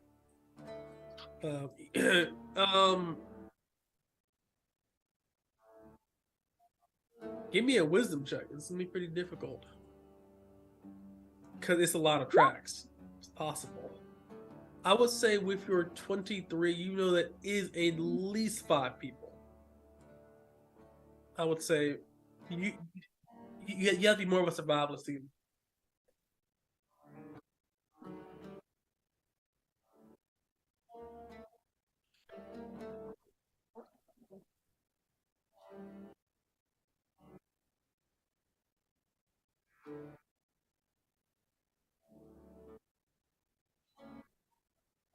Yes, purple and red.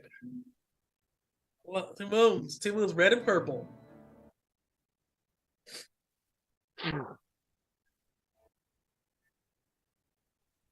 Yes. Also, as well Is there? too. Oh yeah. Oh, hold on.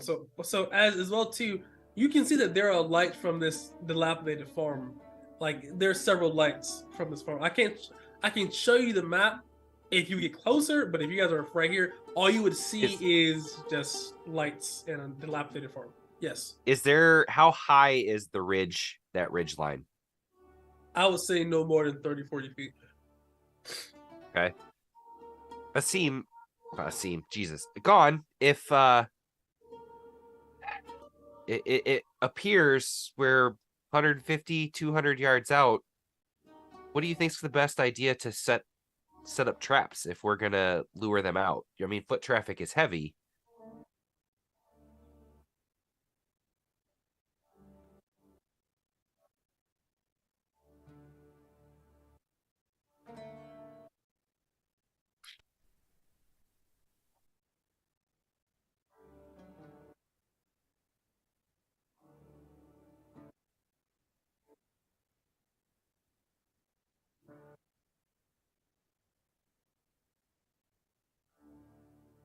Well, the ridge line, I think, is the best place to watch from. Should we climb the ridge and lay flat, get below the horizon line? Where so there we have two moons. Where are they located in the sky Here according to this we map? go. Okay, guys. So, pull out my handy dandy navigational tools here. So, um, where are they at exactly on the map? The moon and the light. So, I'm gonna say here, there's enough canopy covering this that it's very hard to tell, and that probably won't have an effect on this encounter. Okay. Even if we're up on top of the ridge line, there's trees and stuff up there too. Yes, if you see That's on the covered. map, Okay. there's trees up the ridge line. Okay. So then We didn't, because we didn't get to that part yet. So they're just the moons right now. We'll name them Cool. when we get there. Uh, No, because they can plug me a dumb name, and then I'll say it forever. I'm not doing that now. I'm not gonna fuck it up. I'm not gonna say it forever. No, we will do that on a world building session. If you want to see that? Let us know. Go. There you go. So I would say Asim would start to kind of climb up the ridge line and walk. The idea would be walking up in along the ridge line quietly until basically, and I don't know if there's something that's going to go on, but essentially he would get over tucked onto the ridge line like over here where he could look like a sniper advantage point looking down. Before you get up there, give me an athletics check as you're climbing this ridge line. Yep. What is that? A strength or dex? Strength check.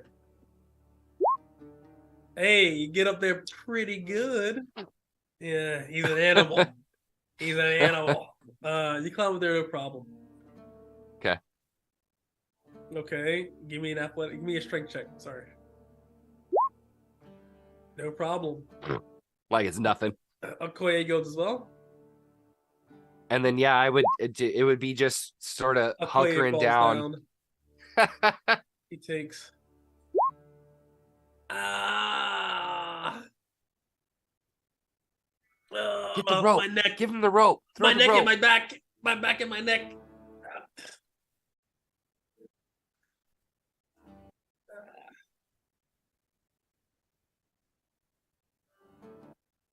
All right. He definitely. After a while, yelling. I mean, not yelling, but like whatever, like that. He slowly but surely gets back up. I mean, he took 5 point damage. That shit hurt. uh, a lot of damage. Yeah. Well. He didn't get to the top of it. He just started climbing and fell. Yeah, if it was 30 feet, he would have died. He got 5 feet, and then the whole rock face just fell off, and he went. If you back. fall above 40 feet, this is in D&D fall damage. You just die. You just fucking break your ankles and you're done. Game over. It's game over, man. It's game over. So he fell like 15 feet. So you can survive that. He just landed very wrong. He stands up and slowly gets back up on top. Cuts and bruises and straits, but he or she should be all right. He's taking some worse damage. Okay, he says, well, you didn't fall 15 feet on your ass and get stabbed. You want to bet? Because you're lucky that you were falling right behind a seam. Yeah, I picked the unlucky spot and the rock slipped out and damn near killed me. All right, so what's going on? What are we doing here? Like I said, I can stake out like the best of them. Exactly. Okay, bro. Okay, well let me. You know what? And then start sneaking over so that way they can find a spot to have the three of them sort of be on hunkered top of the down ridge? low on the ridge overlooking the farm so we can see it. Yes, you definitely can. If you're up here and you get like right there, you're about, like I said, 50 to 100 feet away. In this vantage point with light, you can easily see them very clearly. I'm going to show you this map. And you're not here, but you can just see it fairly well. All right, so you guys, this is Okoye right here. Hold on. Can you guys see?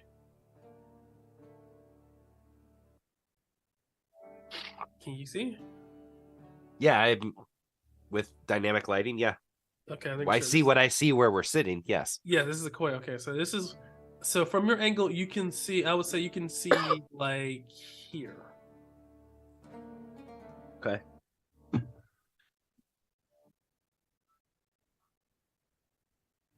Yep. You don't see a daughter from where you're at, if there is one. So of course. Is that a crumbled wall right there? Is that every wall? Okay, so if it's dynamically lit, then it acts as full cover. Anything else is at best half to quarter cover. Yes, if that's not dynamically lit, so you can see over that. Yes. No. Yeah. No, it's not fun. Yeah. It's not like a wall like thing. Like no, it's at best waist level. At some spots it's not waist level at all. As you see right, like like places like here, here,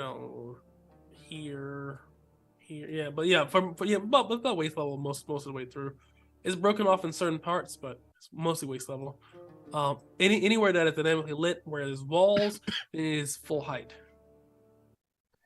So are we just to see, just given where we're looking? So the farm was still northeast of us, so we're technically down off over here somewhere on the southwest of the map, looking down it. Okay. Yeah, you're like right here, but because of your vantage point, you have access to all of this. Yeah. I was pinging just to say that's the direction we would be. Yeah. Yes, that's where you'd be coming from. Do you think this? I see 4 as well. it looks like multiple different buildings that she could be in. So you can see that there's building, but with that light, you can't really see what's inside them really at all. No, Yeah, but just I'm counting saying, the buildings to say. Yes, that's what I'm saying. You can count. There's definitely that many.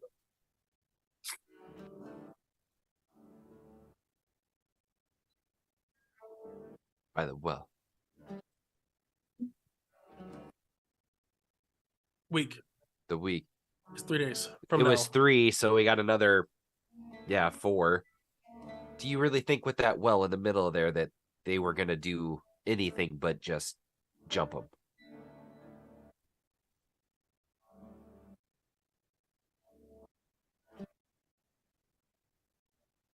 I have a question. Sorry. If you hover over Okoye's token, can you see what I wrote about him?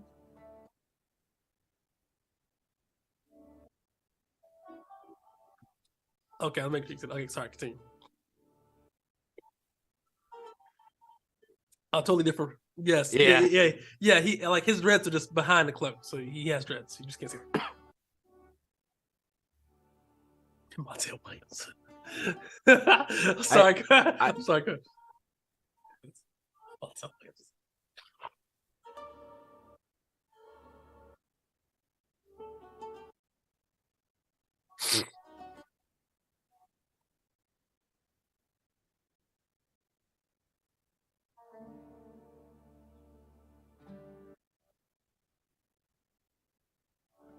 They seem fairly spread out at the moment from what we can see at this point, minus the 2 on the far end.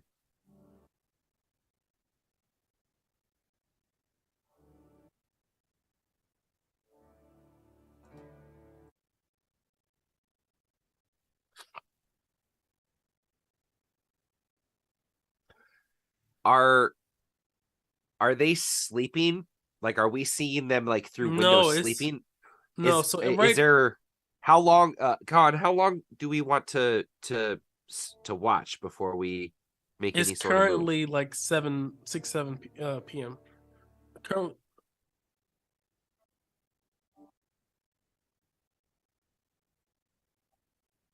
we need to see movement patterns. We need to see if there's more.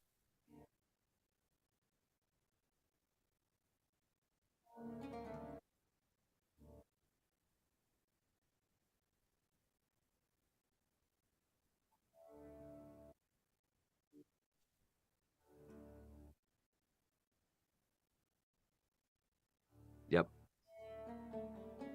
So that's what we do. We are going to watch. Also, to have a fair answer, they look like they're primarily Easterners.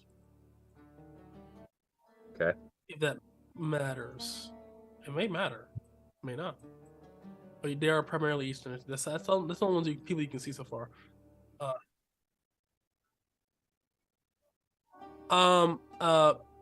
Gambison, spears. Some of them have helmets. Some of them have shields. They're pretty crude spears, honestly speaking. Some of them have decent spears. They might have picked it from a guard corps or something like that, but mainly pretty crude spears. Like you think a sharpened stick, maybe a knife kind of filed down to be a point on a spear, wedged in a wooden shaft. So pretty crude weapons. Not as crude as like a goblin's weapons, but not too much better than that.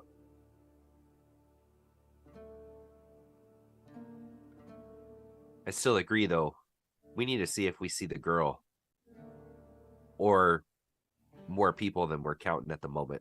I would say as well, too, as you guys are up here, it'll be very hard to kind of detect movement patterns from here.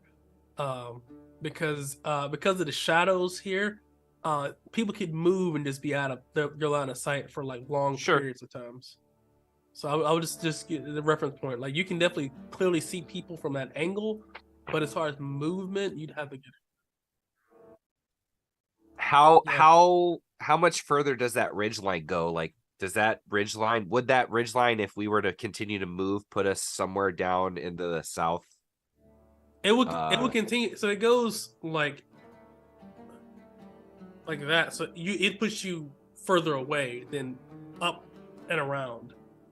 Okay, That makes sense. got it. Because this is open field here, essentially. Yes. So it kind of does, the ridge line itself does one of these things. Not exactly where that line is, but. Well, it continues a little bit further and it fades off and does like that. Like, Okay. hold on. Oh my god. Yes. Yeah. You get the point. I get what you're saying. I just want to make sure. I didn't know if so there was it a goes way a little to get. bit.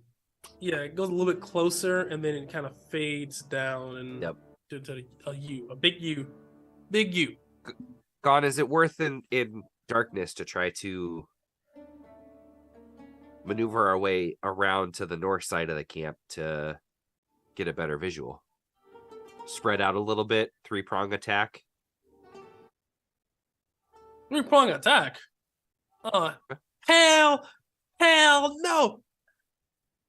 Listen, have you seen the play when they get separated in the movie? I mean, in the play, it never ends well.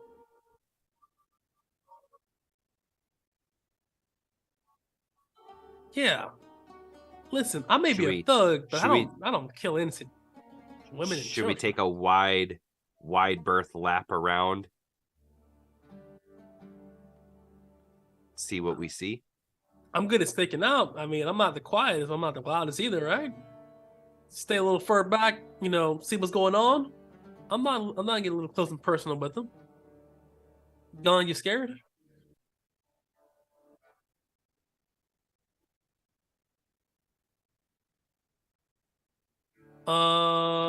From what you can tell, this one here, they're about this one looks a little bit bigger. Yeah, but the outline looks bigger.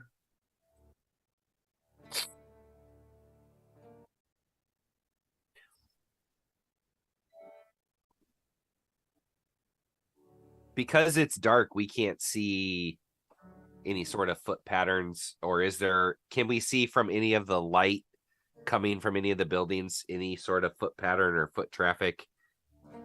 I would say that'd be especially hard to see with shitty torch light.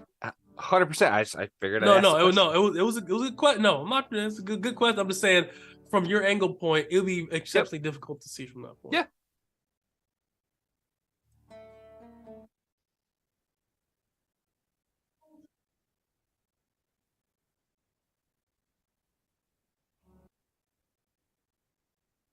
Most of them are indeed made of stone. Yes, because what's his face building was made of stone.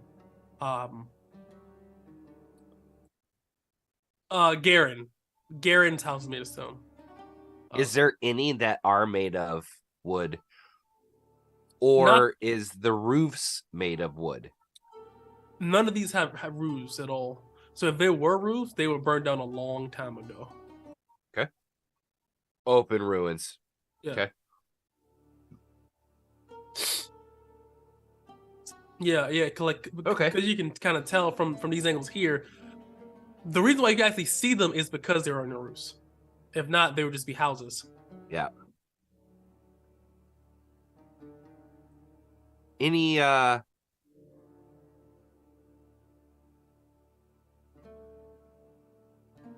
thought of trying to draw them back behind us to at least get a count through, I don't know, setting one of the trees back there on fire?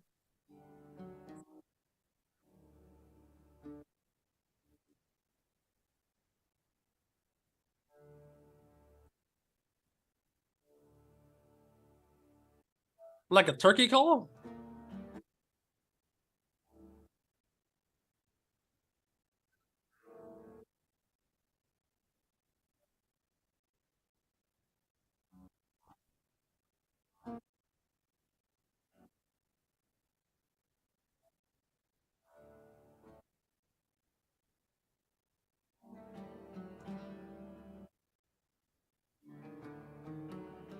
I can do a pretty mean turkey call. I think we want to be careful with a potential trap that's going to hurt them, because they're going to come running if they hear them screaming, don't you think?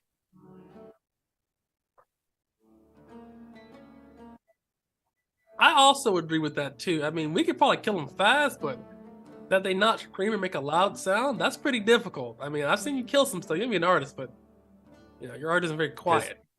Because you also said that they could just kill the girl immediately, right? That's true, but I mean, we should probably try, right? I don't want to just have an innocent girl's life in my hand. I'm a thug, I'm not a damn fucking psychopath.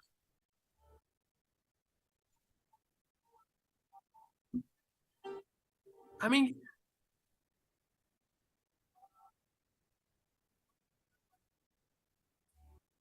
yeah, I mean, I think all this adventuring stuff is rubbing off on me. At first, I really didn't care, but you know, what if it was your sister, John? What would you do? You want somebody to save your sister, right?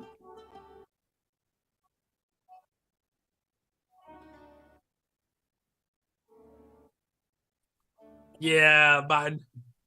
Yeah, these damn Northerners. Yeah, my sister would have grabbed the spear from the Great Wolf and stabbed all of them. Yeah, okay, whatever.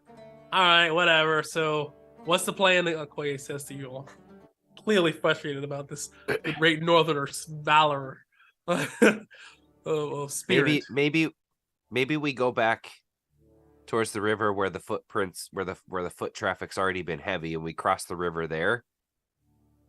Move back north, and then northeast up around the camp. Set up on the northeast side of the camp to get a good look.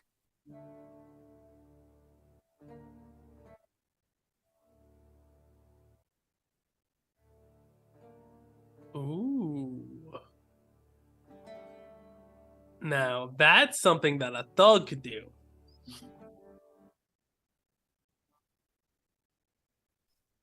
Yeah, I mean, yeah, put a little iron shavings in there. Bring a couple of that. You're not gonna be feeling so well.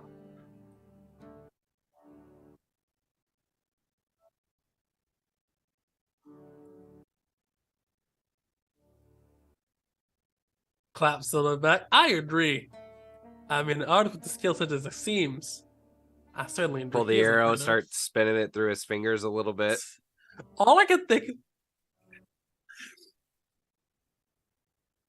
all I can think about when he's throwing the arrow is fucking from Austin Powers when he's twirling the fucking thing around. He's like,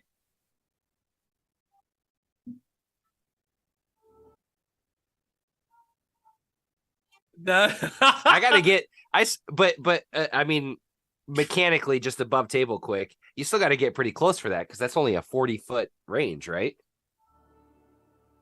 Well, I mean, you better not miss, Toby. You gotta get the spirit of the hawk and the wolf, and the lion, tiger, and the bear, and the wardrobe, and all that stuff. Yeah. Or I mean, also too. I mean, a Koye would say. I mean, you could also just sneak in there and just drop some in there, right? Yeah. I mean, we could make it work.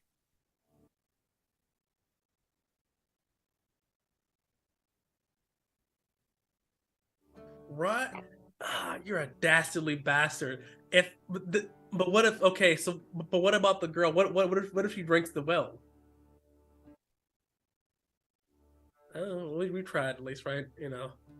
Um, fucking Okoye, fucking Ivan Drago over here just is.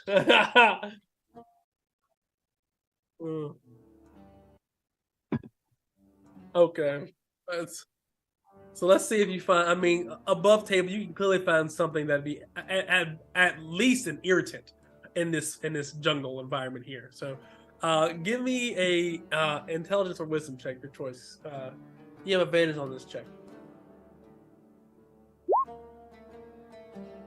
With a 24, you find some. Hold on.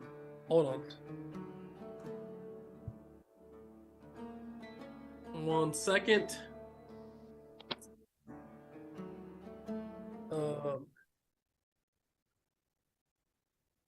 Yep, that's what I was thinking earlier.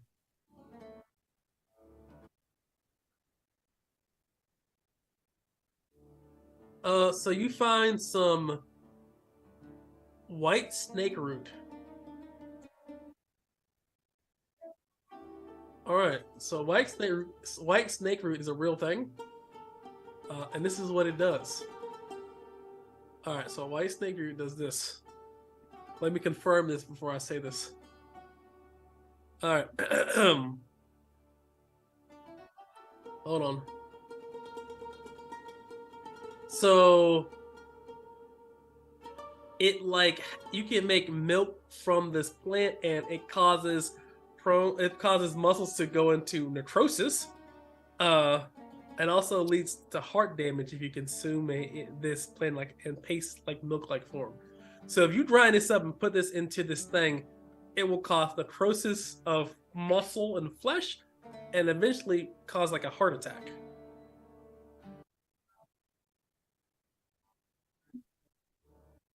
It's pretty dangerous.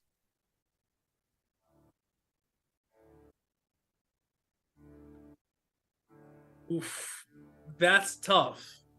Uh, I would say so. So you found it with the 25. Let's see how well you make. So let's see.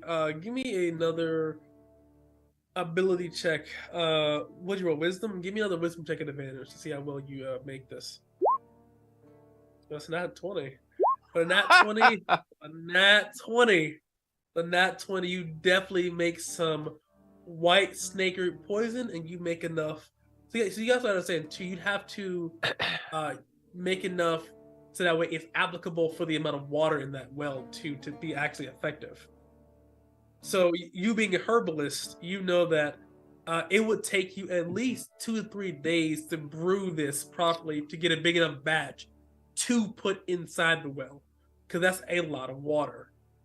Does that make sense? Like if it was one person, if it was one person, sure. Yeah. Yeah. Yeah.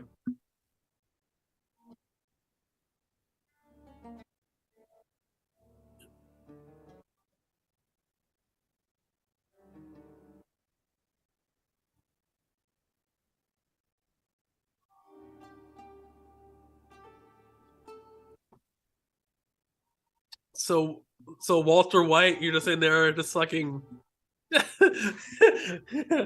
Jesse. And it just was like this literally just um you know so you have to pretty much grind this up. So I assume you have a mortar and pestle, I hope. Wrong and a wrong. Okay, so you found a stone, and it isn't the most pure or the best quality, but it'll work. You grind this up into a nice milky kind of consistency, and then obviously you can put it in a leaf, whatever, I wouldn't recommend a water skin because you might mix. I might call for a check on that if you don't mix this shit up. But you find a storage container. You definitely can. Stuff in while you can store things in. You find a storage container. You know that every day you can make enough. I'm not sure about the exact mills of white snake root because I'm not a fucking herbalist in real life, but you get enough to affect a half of a well per day. Guys, if that sounds crazy above table, you're a herbalist, let me know. I'm a carpenter. I don't tell people what to do in carpentry. Um, uh, yeah, so half a well. Yeah, yeah,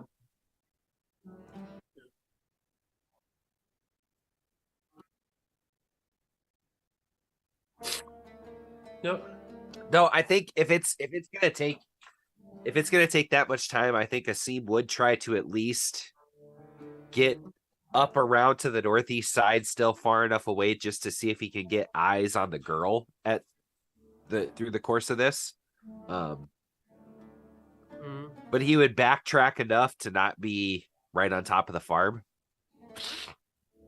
Mm-hmm. And he would say, just be careful, man. That stuff is, I heard that stuff's pretty dangerous. And you definitely find in Elspeth too, above table, you've gone.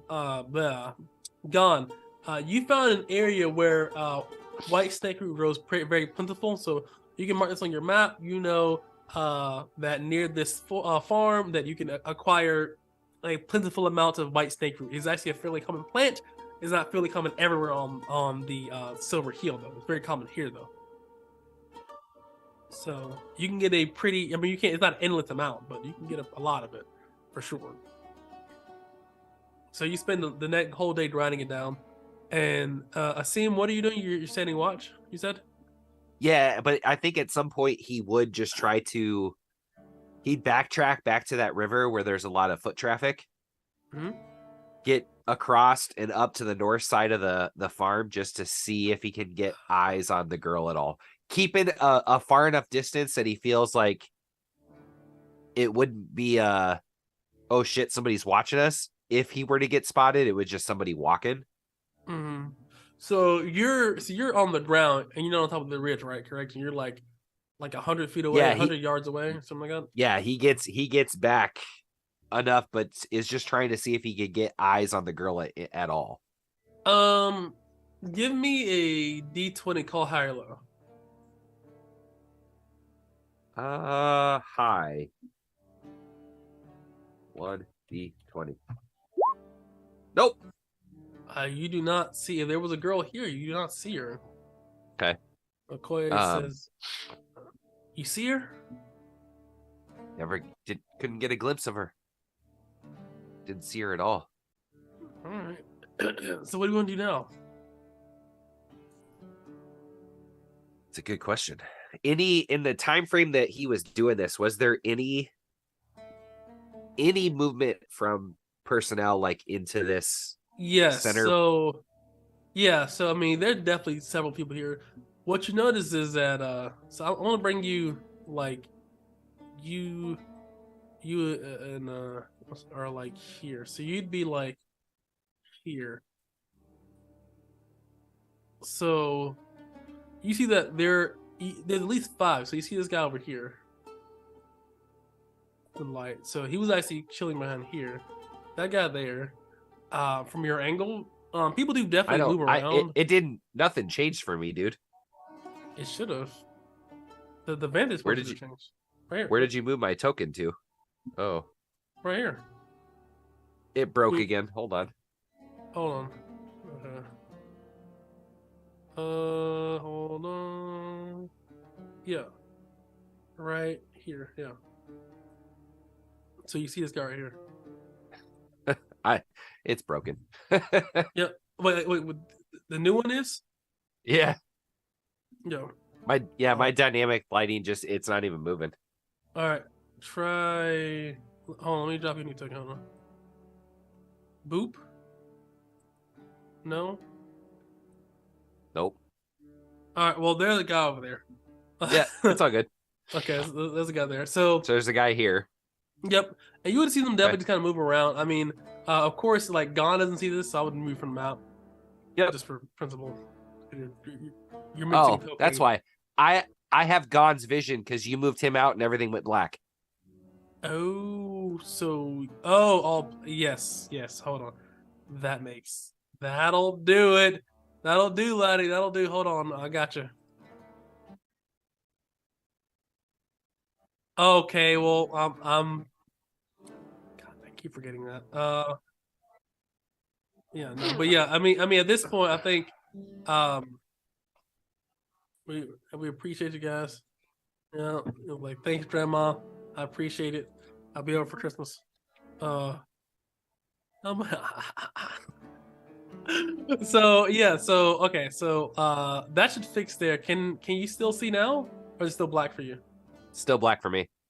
Let me fix this. Because he's probably just seeing from his token, I assume. Because I don't know why, but it's like, it's always your tokens, but I mean, they always break. I'm not sure why. Yeah, you don't have any vision from your token. Hold on.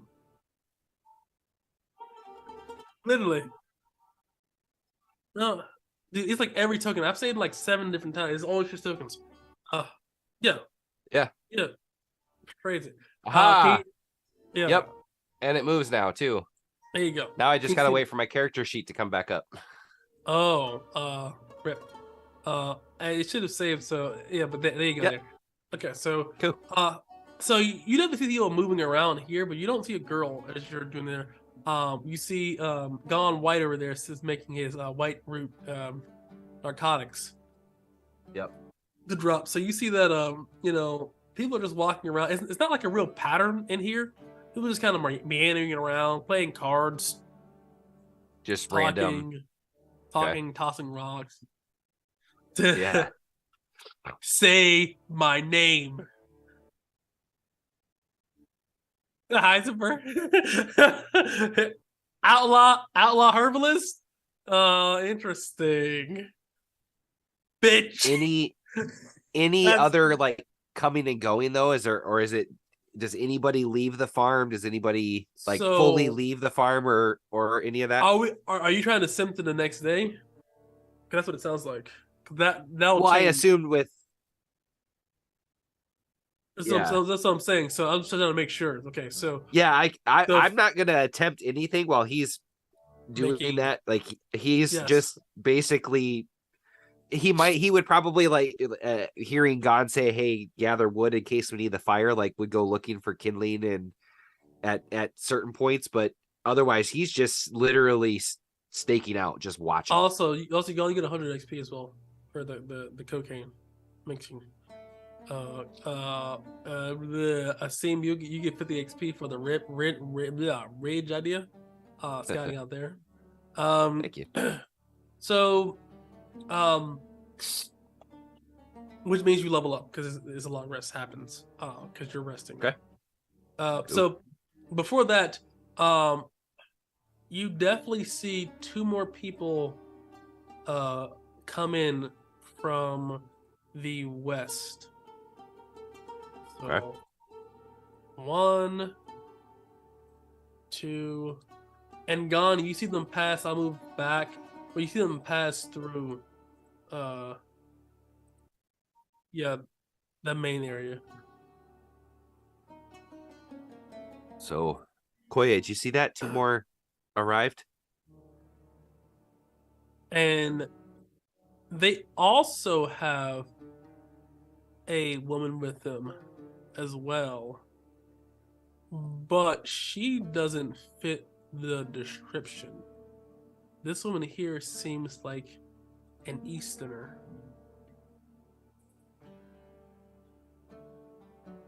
Does she appear to be captured? Like, is her hands tied when she's coming She in, is or super is she? captured. She's wearing and she's wearing like a crude, shabby peasant dress. Her hands are wrapped in rough, rough hard rope. She doesn't look like she's eating a lot. She doesn't look like she's starving, but she doesn't look well fed either. Just dirt on her face. Even my peasant standards, she doesn't look clean. So she looks definitely very not good.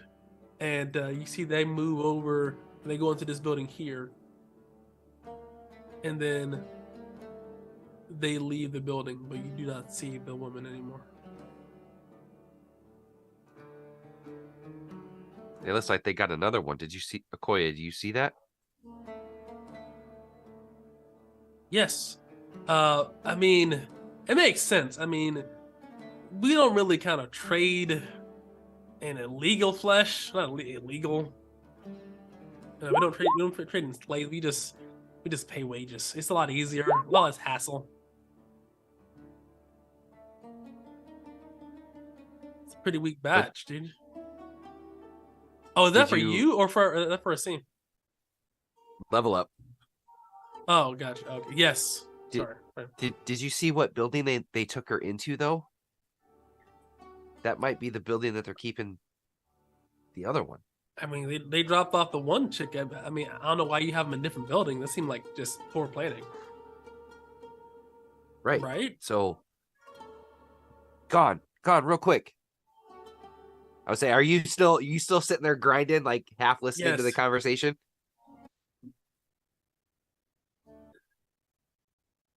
Yeah, no, yeah, because they're like you guys are like far as shit from him, right? So he's sitting at the base camp operations with like at his spot while you guys were out there scouting a little bit ahead. So he's just sitting there So in the kitchen tray whipping like stir fry. So seeing that, let's head back. Let's convene with God and have a conversation with him on this one, because that could change things a little bit. You got it, Start man. Okay. He goes making back. our way back over to God. God, we saw something while we were scouting out over there. No. Couple more bandits came into camp. Dragging with them another Eastern girl, tied up, definitely captured. But the building you see right there, the second one in from the east or from the west.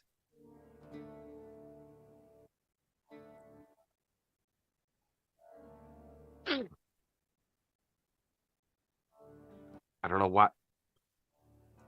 Yeah, I don't think they keep them separated. That's Koye said the same thing. You got to keep them separated. I imagine that's sorry. I imagine that's where she'd be if they're gonna take another slave girl, another captured person. That's where it would be, right there. That's right on the edge of that roadway in.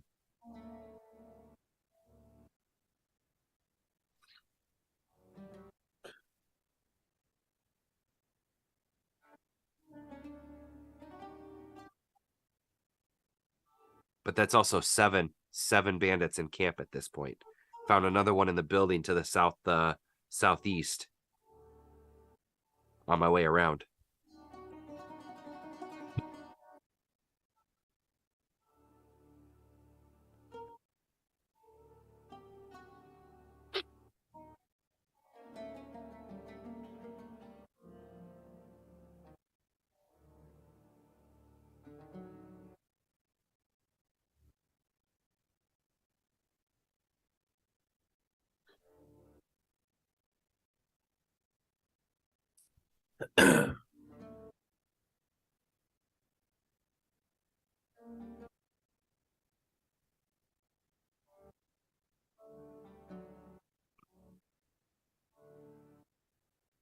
You definitely do not touch it. You definitely protect your hands from touching it, as it can spread by touch as well. Yeah. Just saying. Yes.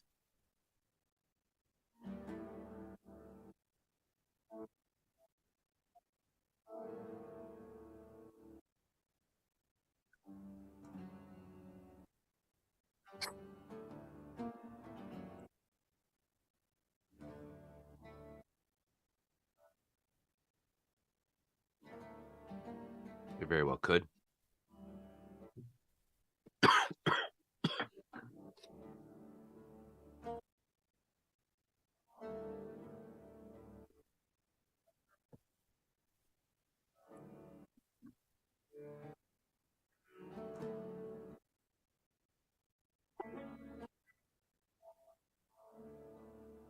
In the 2 days, have we actually seen them pull water from that well? Yes, you've seen them bring for the well several times. Okay.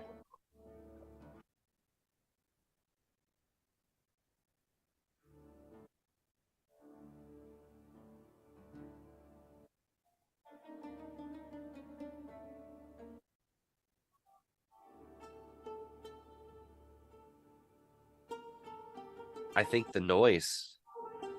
Have we seen any of them lead, like go out hunting, or is it they've just been eating rations from? Not that we could truly tell, but have they gone out like what appears to be a hunting party? Seen them hunt. Or You haven't seen them hunt. Okay. Well, you haven't seen them bring back any game. Is a better terminology. You haven't seen them bring any game, and people have definitely eaten rations and definitely probably goods from caravans and things like that. You probably imagine. Sure. You don't see anything that seems like they actually hunted game here, and you know that Rodrigo was saying that whatever bandits that were at this farm or near or one of these farms had also been pillaging their supply. So if they're getting supplies from there, they probably aren't they're not the brokest of bandits ever. They probably have some money. Right. Food.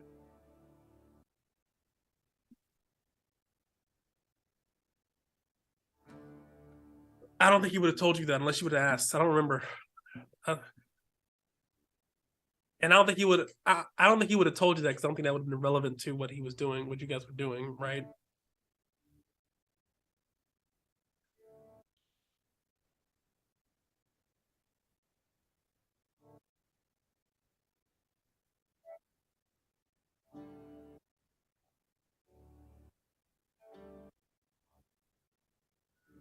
Poye nods.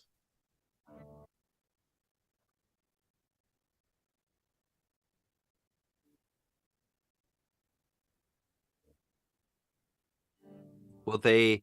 Well, since you know these herbs, is it a slow release or is it?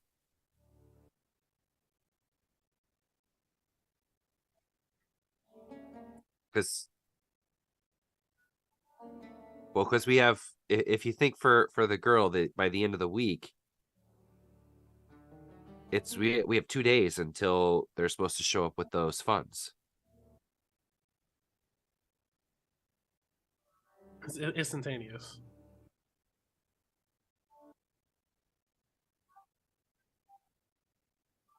Uh-huh.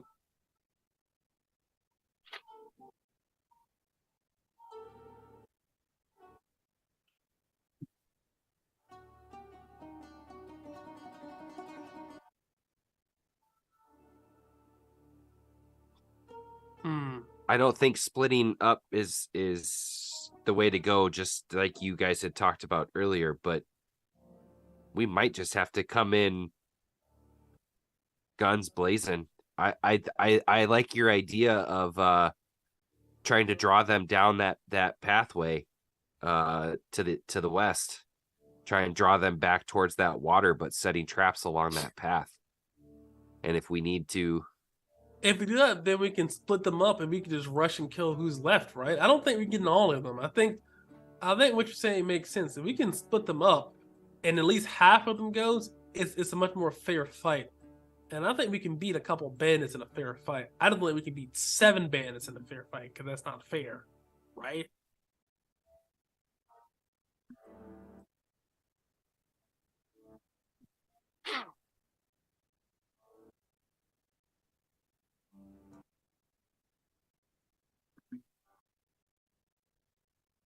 I could mark them with this too, since we would know off the side. They'll take Nice. So the tar okay, out. so I'll say this is where kind of where I assume you guys are trying to light the fire, or let's just say this is the area where you're trying to light the fire. Uh place your traps, well, mark where you want the traps are and what, and not what they are, but it's like X if it's a pit trap or other kind of trap. Yeah, so that's So is up here the idea of where that road is leading out, where that little pathway was leading out of the farm, right up it's here? like here. So it's not exactly here. It's like it's here, and then it goes up along the river, but it's here. Okay. So So I would say the first see if I can figure out how to do this. Draw shape.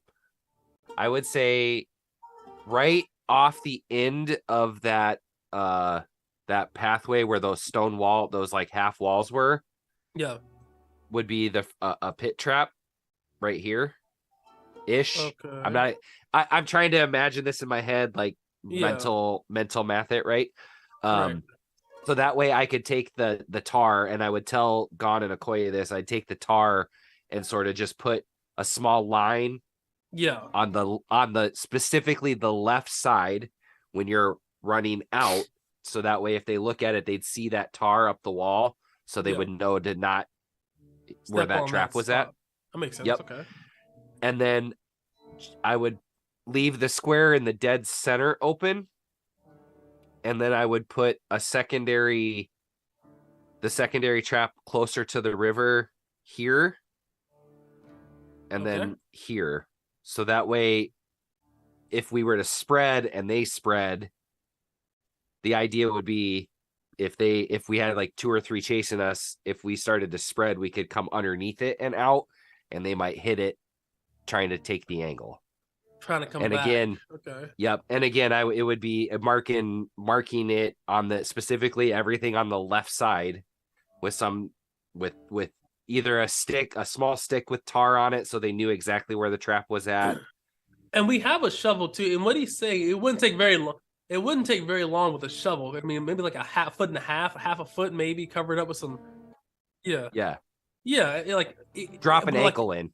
yeah. So like, and just sharpen sticks. Yep. Yeah. So Yep. Okoye would have been yeah. So Okoye would have been doing Yes. that the entire. So he would have been sharpening sticks then at that point. Then the 2 days he would have been just cutting sticks and sharpening them, because then they're digging the pit. So realistically speaking, and this is just Okoye would say this, you can have a lot more traps in this area too than just 3. Because if you have 2 days and every hole takes maybe 30 minutes max to set up one of these traps with a shovel and a sharp stick, place a sharp stick in there, dig in what you can, put dirt on it, pack it in there, and then you just cover it up. It's like 30 minutes. So that was gonna be the other one. Was then at the end over here, it would be one that's, boom, type. Not I'm again, theater of the mind type thing, trying to say like, right, it would be thinner from the it would be long, but it would be like, like maybe a line, like a car, line, like 2 foot track wide, and and then the same idea, so that way, because in my head, the way that Asim is thinking about it is, we come out of that wall, there's a trap there. If we were to split and one peels right, one peels left, then there's a single trap there, and then as you curve back around the river, this would be him. Yeah, this would be him, like, kind of saying, then you curve back around the river to run this way. Well, if they keep running straight, then they hit that line, right? Yeah.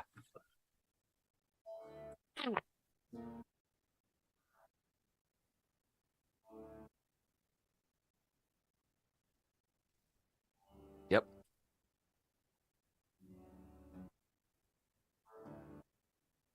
Boom. Yep. Yep.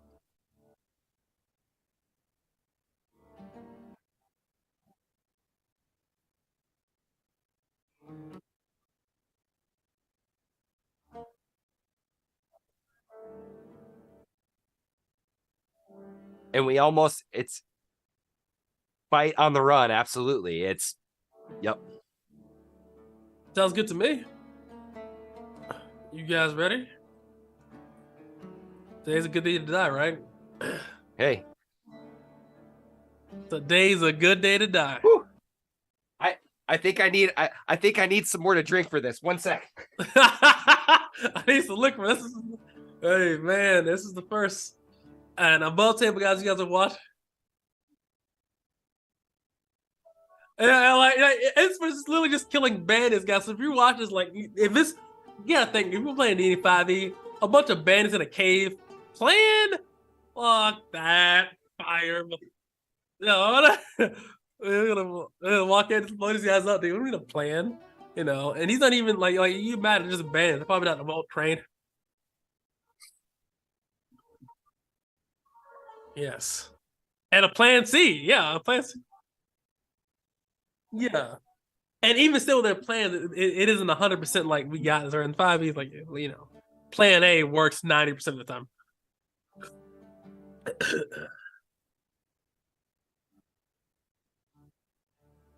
It's true. He's got the liquor, boy. He's ready. Guys, watching. This is all right. Let's bring it home, I guess. All right, so let's just see if it all comes together, guys. I'm excited because for all the marbles right here. This is one of the first big encounter. So I'm excited because man, either they win, they run, or they die, or somebody dies. Not everyone might die. Somebody's may die. This is literally the most. I agree with Gon. This is the most planning I think I've ever done for an encounter. Ever, it's crazy, dude. For bandits, it's just funny. It's just bandits. Yeah. You know, Yeah, but seven on 3, like 2 nat 20s, you done. Like, I mean, the goblins almost killed fucking Koye. yeah. Yeah, so I mean, it's you roll 1 1 1 1 on this d6 for the initiative and damage. fuck. Yeah, and then No, for just the for the damage initiative. too. Like, Yeah, the initiative. Yeah, that's true too. Yeah, so all right, so let's get this party started. So ooh, okay. you light the tree on fire. Of course, there's no roll for that. So you light it on fire. You have to like tar and all this shit. So Well, yeah, I was gonna say he'd take an arrow because he wouldn't do it standing next to it in case they got there quick. He'd take a piece of patchwork off of his clothes, yeah, tuck it into the. do you use your bronze arrow for that? No. Okay, He'd use a basic arrow, that makes and sense. he'd tuck it. He'd tie it up around the actual tip, dip it the little end into the tar, and then hit the like look at Gone and say hit the tinder box, and the minute that it ignites, just right at a tree. Give me an attack roll, cause that's an aim. Give me an attack roll. It's not a very high one, but don't. Yeah, just on that one, dude. Or yeah, that's a critical. That's a critical success. You can't need center mass, and the tree ignites quickly as you shoot it. Get it in the center of the heart, and somehow, which this isn't realistic. A tree don't ignite this fast. Your arrow strikes true, and the tree just Michael Bay explodes.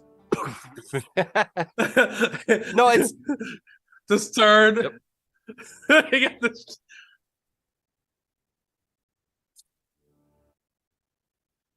I mean, with that exploding tree, Michael Bay style, fade up and down. I'm gonna move you guys back over to the other map so you get some context here. You just see the tree just. And must be the dry season. Turns like, oh, you guys really are. And you see, I'm gonna roll a d7, and this is how many is gonna go because it was a crit. So, and guys, if you're watching crits, is if you're 10 above the DC was 15. So. Why can't we be friends? Alrighty. Hold on. It's just probably some kind of mole rat. Let me go figure it. We don't need to go out there. I'll figure it out. Hold on. So as he goes out there, let me move him over. Go back over here. He sees the trees on fire. He yells out, guys, it's just a tree. Maybe like a lightning bolt here or something. And he is here. So, I'm gonna be fair here. I'm gonna roll a 1d2 or a 2d4, odd, even, whatever. Let's roll a 1d2, and if you call it right, he will lay on a trap because he doesn't know. He's not paying attention to this. He just thinks it's a fire.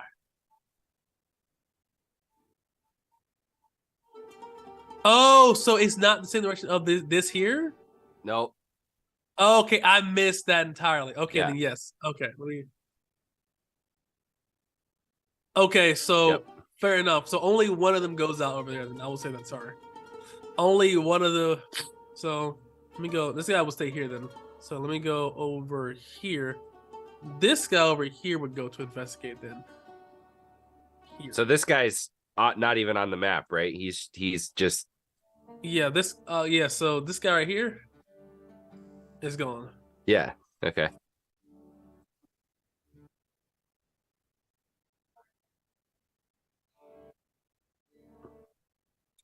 And this is at what time of day to confirm?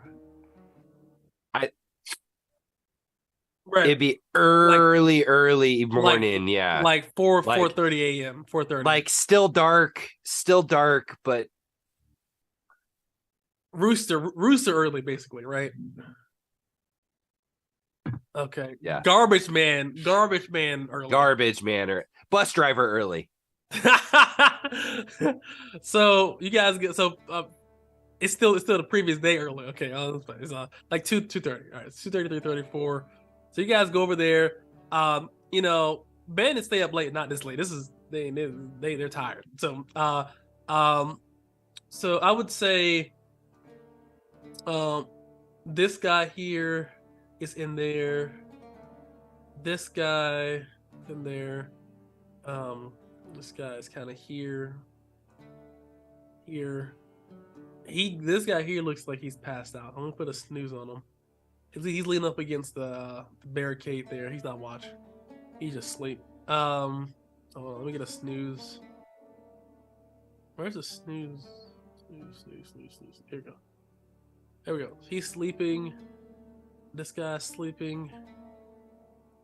This guy right here seems like he's awake. Everybody else is pretty much tired.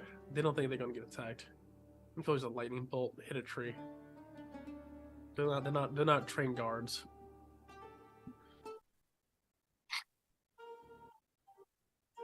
All right, give me a dexterity check. All right, hold on. I'm gonna roll with perception. There's a +2 to this. That does not do. All right, you go over there, slide it off, and as you see him begin to yawn and kind of scratch his back. You just drop it like a.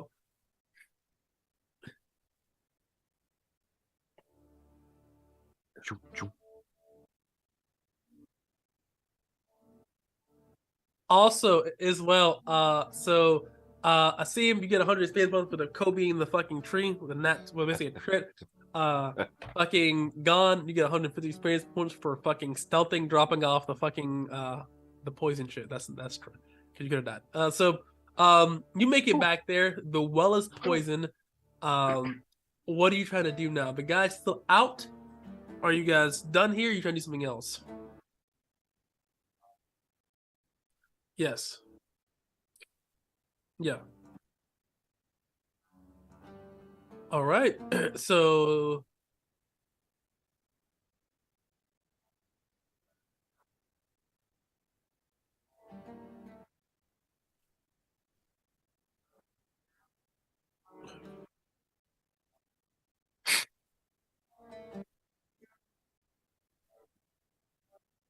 Yeah. And I think the idea would still be we start getting swarmed, we head to the traps are set, we head towards the traps. Now because they're poison, they're hopefully even more unawares. Yep.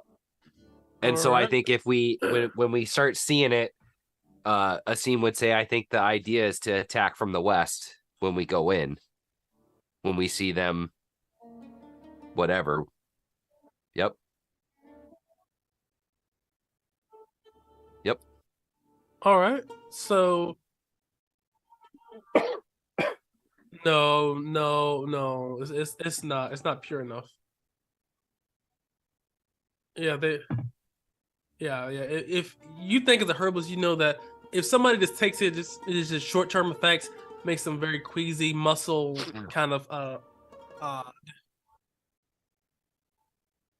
yeah, but that's not immediate. That's not that's not immediate, but they're not in a good spot, no. Because even the short term effects are it does slowly start to affect your muscles. It's not a good scene. I mean, Especially it's because almost like maybe just to give us a little bit of time. Like you said, it would take a couple hours for it to penetrate the well.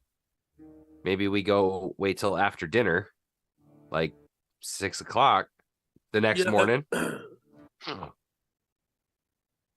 Yeah, I mean, like periodically, like everybody's just drinking out of the well. I mean, it's periodically, right? It's a well of water.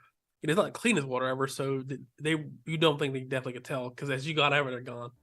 This ain't clean water. It's just peasant water, because it's the old mill, the old farm. So, you seen like 90 Wings of the Tomorrow. People are just drinking out of it, right? Um, pretty much. You're the herbalist, Gone. You tell us when to go, and we go. And you do see a blonde woman as well too, and she would have been drugged out there to go to the well. So this is what she looks like, but like peasant in the year, or peasanty. Less LV. He's a less boob job. It's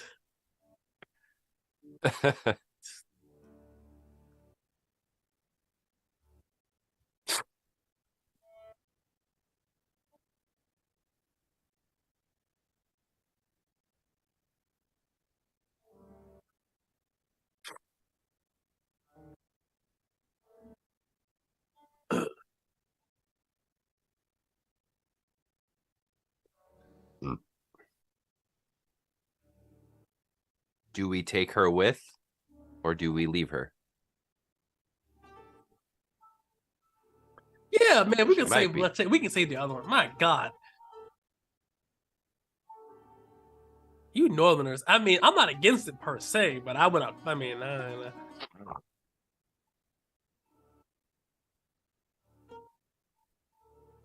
man, what is wrong with you, man? Listen, listen.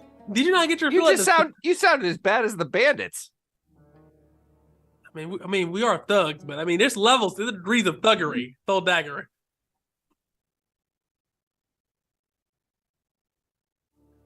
He looks at you and he says, "All right, so we're doing this." Smile. He's like, yeah. He's like. You could just tell the battle fury is just starting to build in him. Is he? I mean, to be fair, Okoye isn't a good guy either. He just has things he'll do and things he won't do, right? Yeah, you got some. You're just gonna corrupt Asim. He was just a performer beforehand. And he's like, yeah. Hey, why not? Okay, so all right, so they do start projectile vomiting and throwing up in about 30 minutes, and a lot of them look queasy here. So do you rush in here? I would have a bronze arrow knocked, and the minute that somebody was within that 40-foot line, he's letting it go. That first arrow. I don't know if that's like. I forgot where I put it. Oh yeah, no. I almost forgot where I put Okoye at. He's all the way at the bottom. Hold on. Here we go. All right, so you and Okoye are rushing for. I'm just gonna move you like here, like because you're on top of the. You're like well, not in the rear because that's too far, but you're like here, right? Yeah. Okay. So and this one's not actually there, correct? No, he's not there. Okay. He's not there. I got the. Yeah. All right. So these guys are just ill. Everybody. I don't know. I like in my head if like one comes out of a building is like, whatever. If there's like an outhouse at the farm or whatever, like he's coming up with the arrow ready. All right. So on the bow. I'll say this. So you're right here. Eventually this guy would come up. So I will give you that attack. That's within 40 feet, I believe. Unless you get closer. I think that's right? Didn't you get a little closer? 1 foot closer. 1 step closer. One step forward and then shoot. There you go. So you can get an attack off, and then that will roll initiative. Misses. No, that hits. Woo. No, that hits. Okay. Yeah, let's go. With a bronze arrow, is the different damage? Is it like plus? It's the same damage roll, just +2 to damage. +2. Okay. So 3. 3 damage, and he is still alive.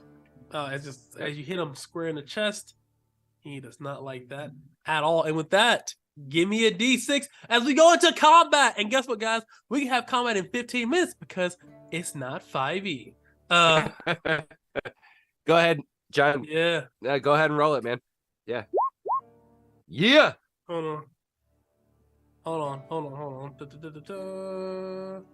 Let me get some battle music ready. Da-da-da-da-da.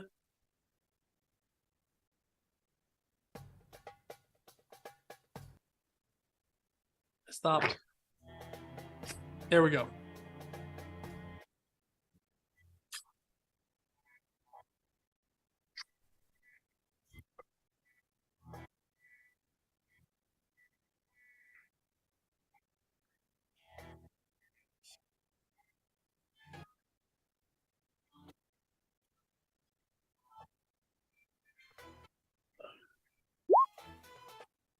One hits, not a crit though, but it does hit.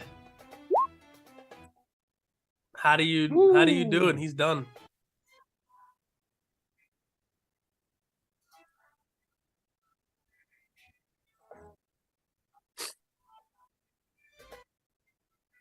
Okoye runs over and says, excuse me, ma'am, but I have a dinner date for 2 and your dad needs you. He throws her over his shoulder and says, all right, Asim, get the other girl. Yep. He's And gonna rush that's over here, exactly he'd run right through, kind of doing the same thing, sort of and he would get slide here. hopping the wall, grabbing the And other he's gonna one. tuck her. He's going to drop her off behind here, and he's gonna drop her off right here, and says, "I will leave them there for now. We'll clean out the rest of these place here. Make sure no one gets out." Yeah. Now we're And with my movement, I would say if this yeah, you can one grab her. Yeah, you can could grab just her. be Where you want her? it just be essentially like right next to her here, Got it. and then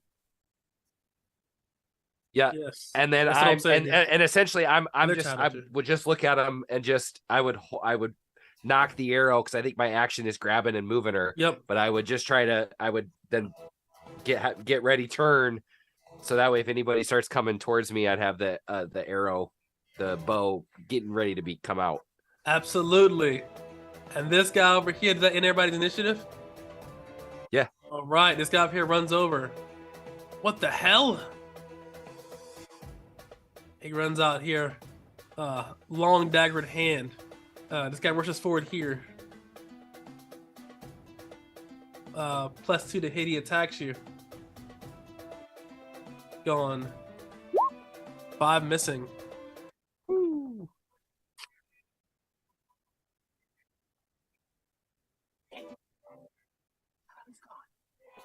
This guy over here runs over here. He has a short bow or a bow. He's gonna take a shot at Gone right here. Okay. Missing.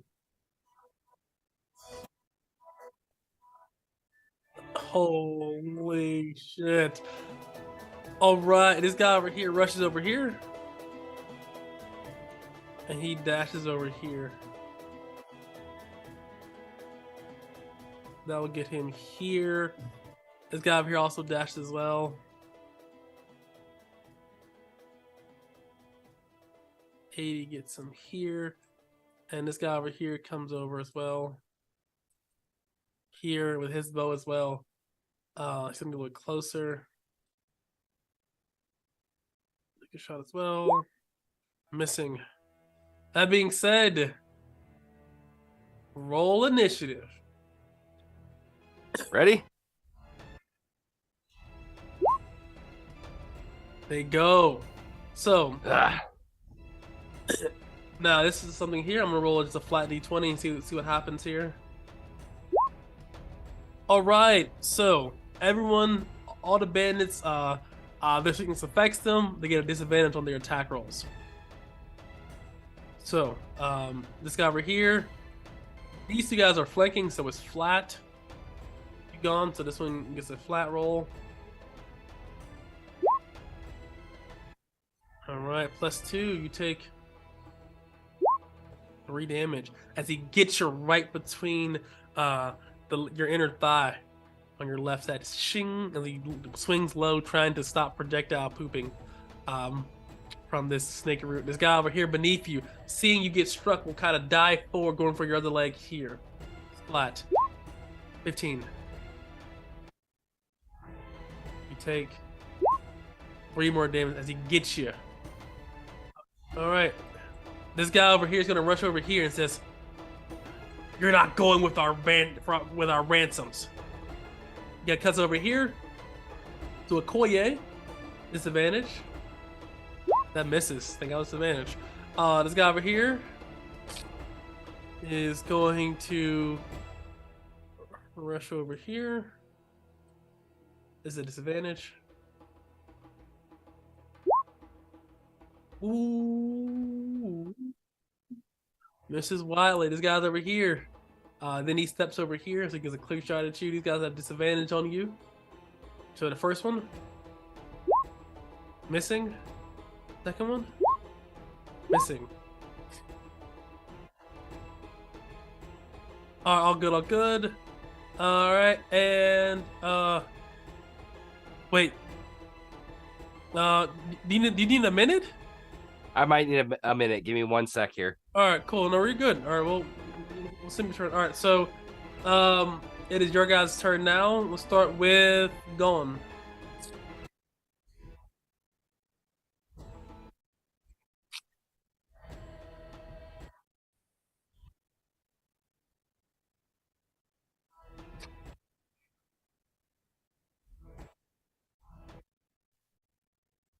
Yes. They definitely follow you, seeing that you're not gonna kill them. Uh, Okoye says here, he says, before you go, can you stay here for a second so I can stab this guy? Yes. As you, yeah, set it up. You, like, I'm. It said, yeah, hold on. I gotta set up your vision again too. Yeah, hold on. Yeah, I gotta get your vision again. Hold on. Yeah, I gotta get your. Hold on. I got it. Hold on. So you guys don't have night vision, so but like the light I just gave you, yes, every night. There you go. There you go. You're off the map. The ladies are definitely following you. Um, and as you set up here, you kind of bump him. He kind of goes for a spear thrust right here. That's all right. a Sorry 15. about that. You're all good. Did you find your pup? Yeah. All of a sudden I opened the back door. I whistled and he came running. But he wouldn't come for my wife. So that's all good. And then he'll rush over and say, "We gotta flee."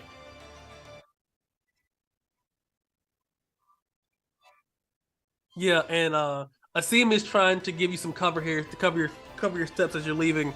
He says, "Yeah, to the chest." He's not sleeping either. He's just sick. Do you want to dash or do you want to kind of shoot, move, run, shoot? me? Yes. Yeah, this guy took a sprint. Yeah, I think he would turn because I'm sorry I missed it. I'm assuming you guys grabbed the two girls and started taking off with them. Yeah, he would. I would follow. I would run the 40, take that turn and fire at the one right here. Shoot to kill. 24. That is a crit. Okay. So this will be. Is that with a bronze arrow? Yeah, any of these are going with bronze arrows because he's not fucking around. Cool. So 5, 9, 11. 11. Yeah, he's dead. You shoot him right in the head. His head falls off. Okay. And then just straight up follow in however close 40 feet gets me to them. Absolutely. So I'm gonna roll. Okay, so they're definitely falling behind you. To the best of their ability here. I want you to roll 4d2. I mean, like, okay, roll a d2 and call it. Call 1 or 2. Or I can do high or low too, right? You can high or low. So roll a d20 and call high or low. Roll the d20. John, he's not there. Hi.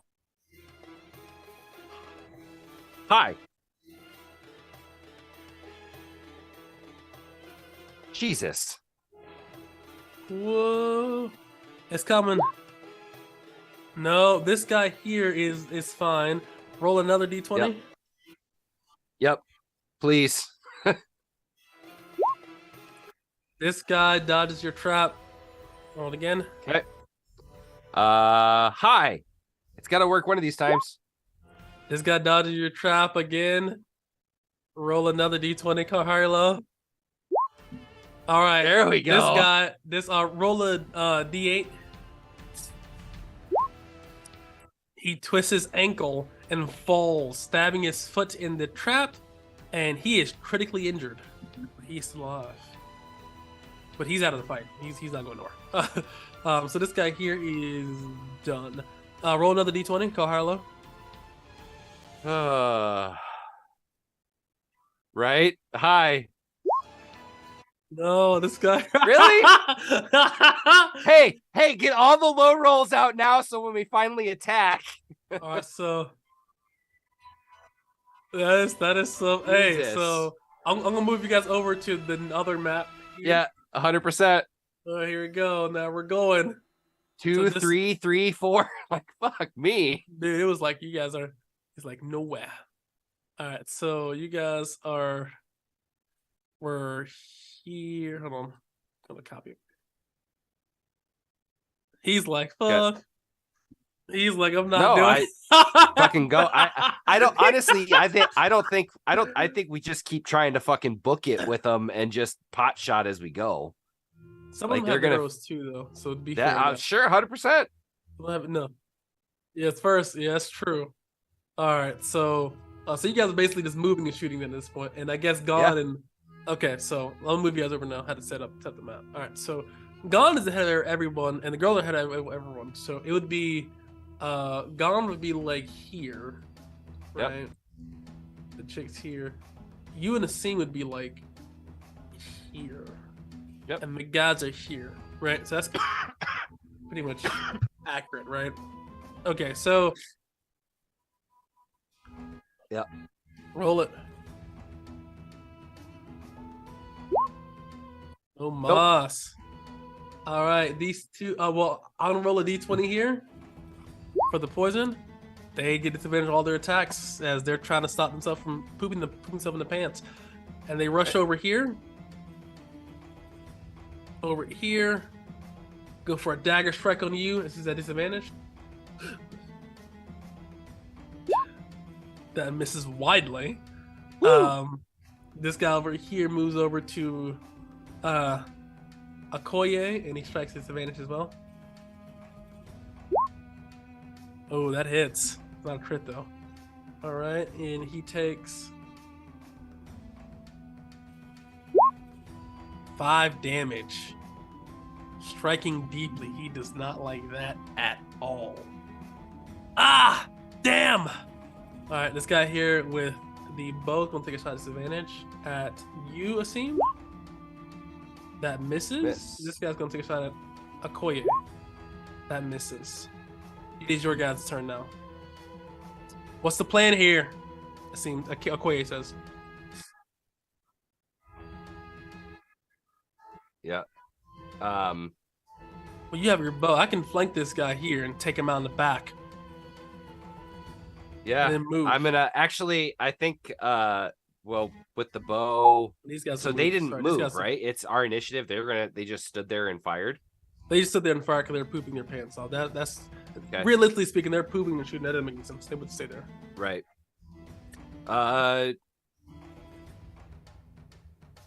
Actually, what I'm gonna attempt to do to start with, I'm gonna try and stop this one in his tracks, and I'm gonna dump the rest of the tar at the guy's feet standing just north of me. Okay. He's gonna make a dexterity check.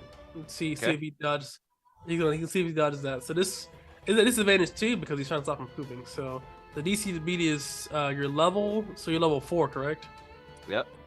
So this is a 14. All right, here we go. He does not make it. So as you dump this tar, he says, "What's going on?" He's like, "Oh God, no, the squirts!" And he almost leans over and steps 2 feet firmly in this tar. He ain't going nowhere. 10, 15. And then just come around here and then tell Okoye to fucking shank the shit out of this dude. Okay, he's we're going big. Nat 20. All right, here we go. This is for all the marbles. Ironborn strike. He rushes forward here, shield bashes, and goes straight for the throat, trying to end this thing's career. But he doesn't. He only gets the side of the throat. Not a clean shot.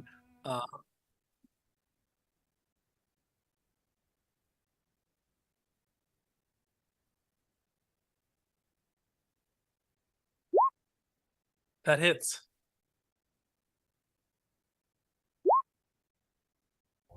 Whew. All right, that hits. And how do you do it?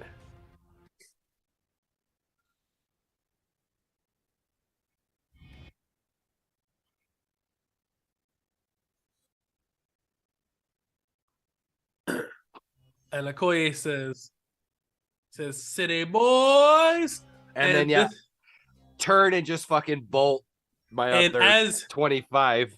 And as this guy's stuck here, this guy is definitely not going anywhere. He says, and these guys are squirts. They're just like, "We fall back. We've been routed. Fall back." And with that, the party is victorious. Woo! I'm glad I bought that thing of tar. That helped. Holy Christ. That's just the luck of the thing. Yeah. You guys gain 1,000 experience points for that encounter. Hey, yo. And you guys safely make it back.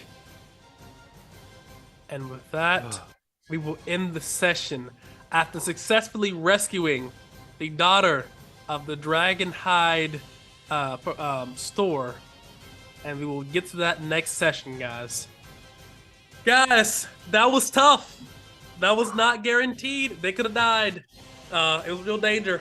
Gon was like, "Nah, the way my credit is set up, I can't afford that charge, dog." He's like, "I'm not, I'm not doing it, dude." Yeah, so that was some hella good planning, though. I will say, like I said, that was some good shit. I was worried. Yeah, I was like, "I'll see they make it," but it was intense. It was clutch, and it was by the books, fair all the way through. I didn't pull any punches. So if you like that, remember to like, comment, share, subscribe. We appreciate it, guys. Next session, we're gonna see. And this is a lot more natural, like faster leveling. It feels natural to me personally speaking, as far as experience points, because you don't get exponential power like in 5e. It's just a very gradual boost of power. That being said, if you enjoyed it, like, comment, share, subscribe, and we'll catch you next week, guys. Peace and chicken grease. Peace.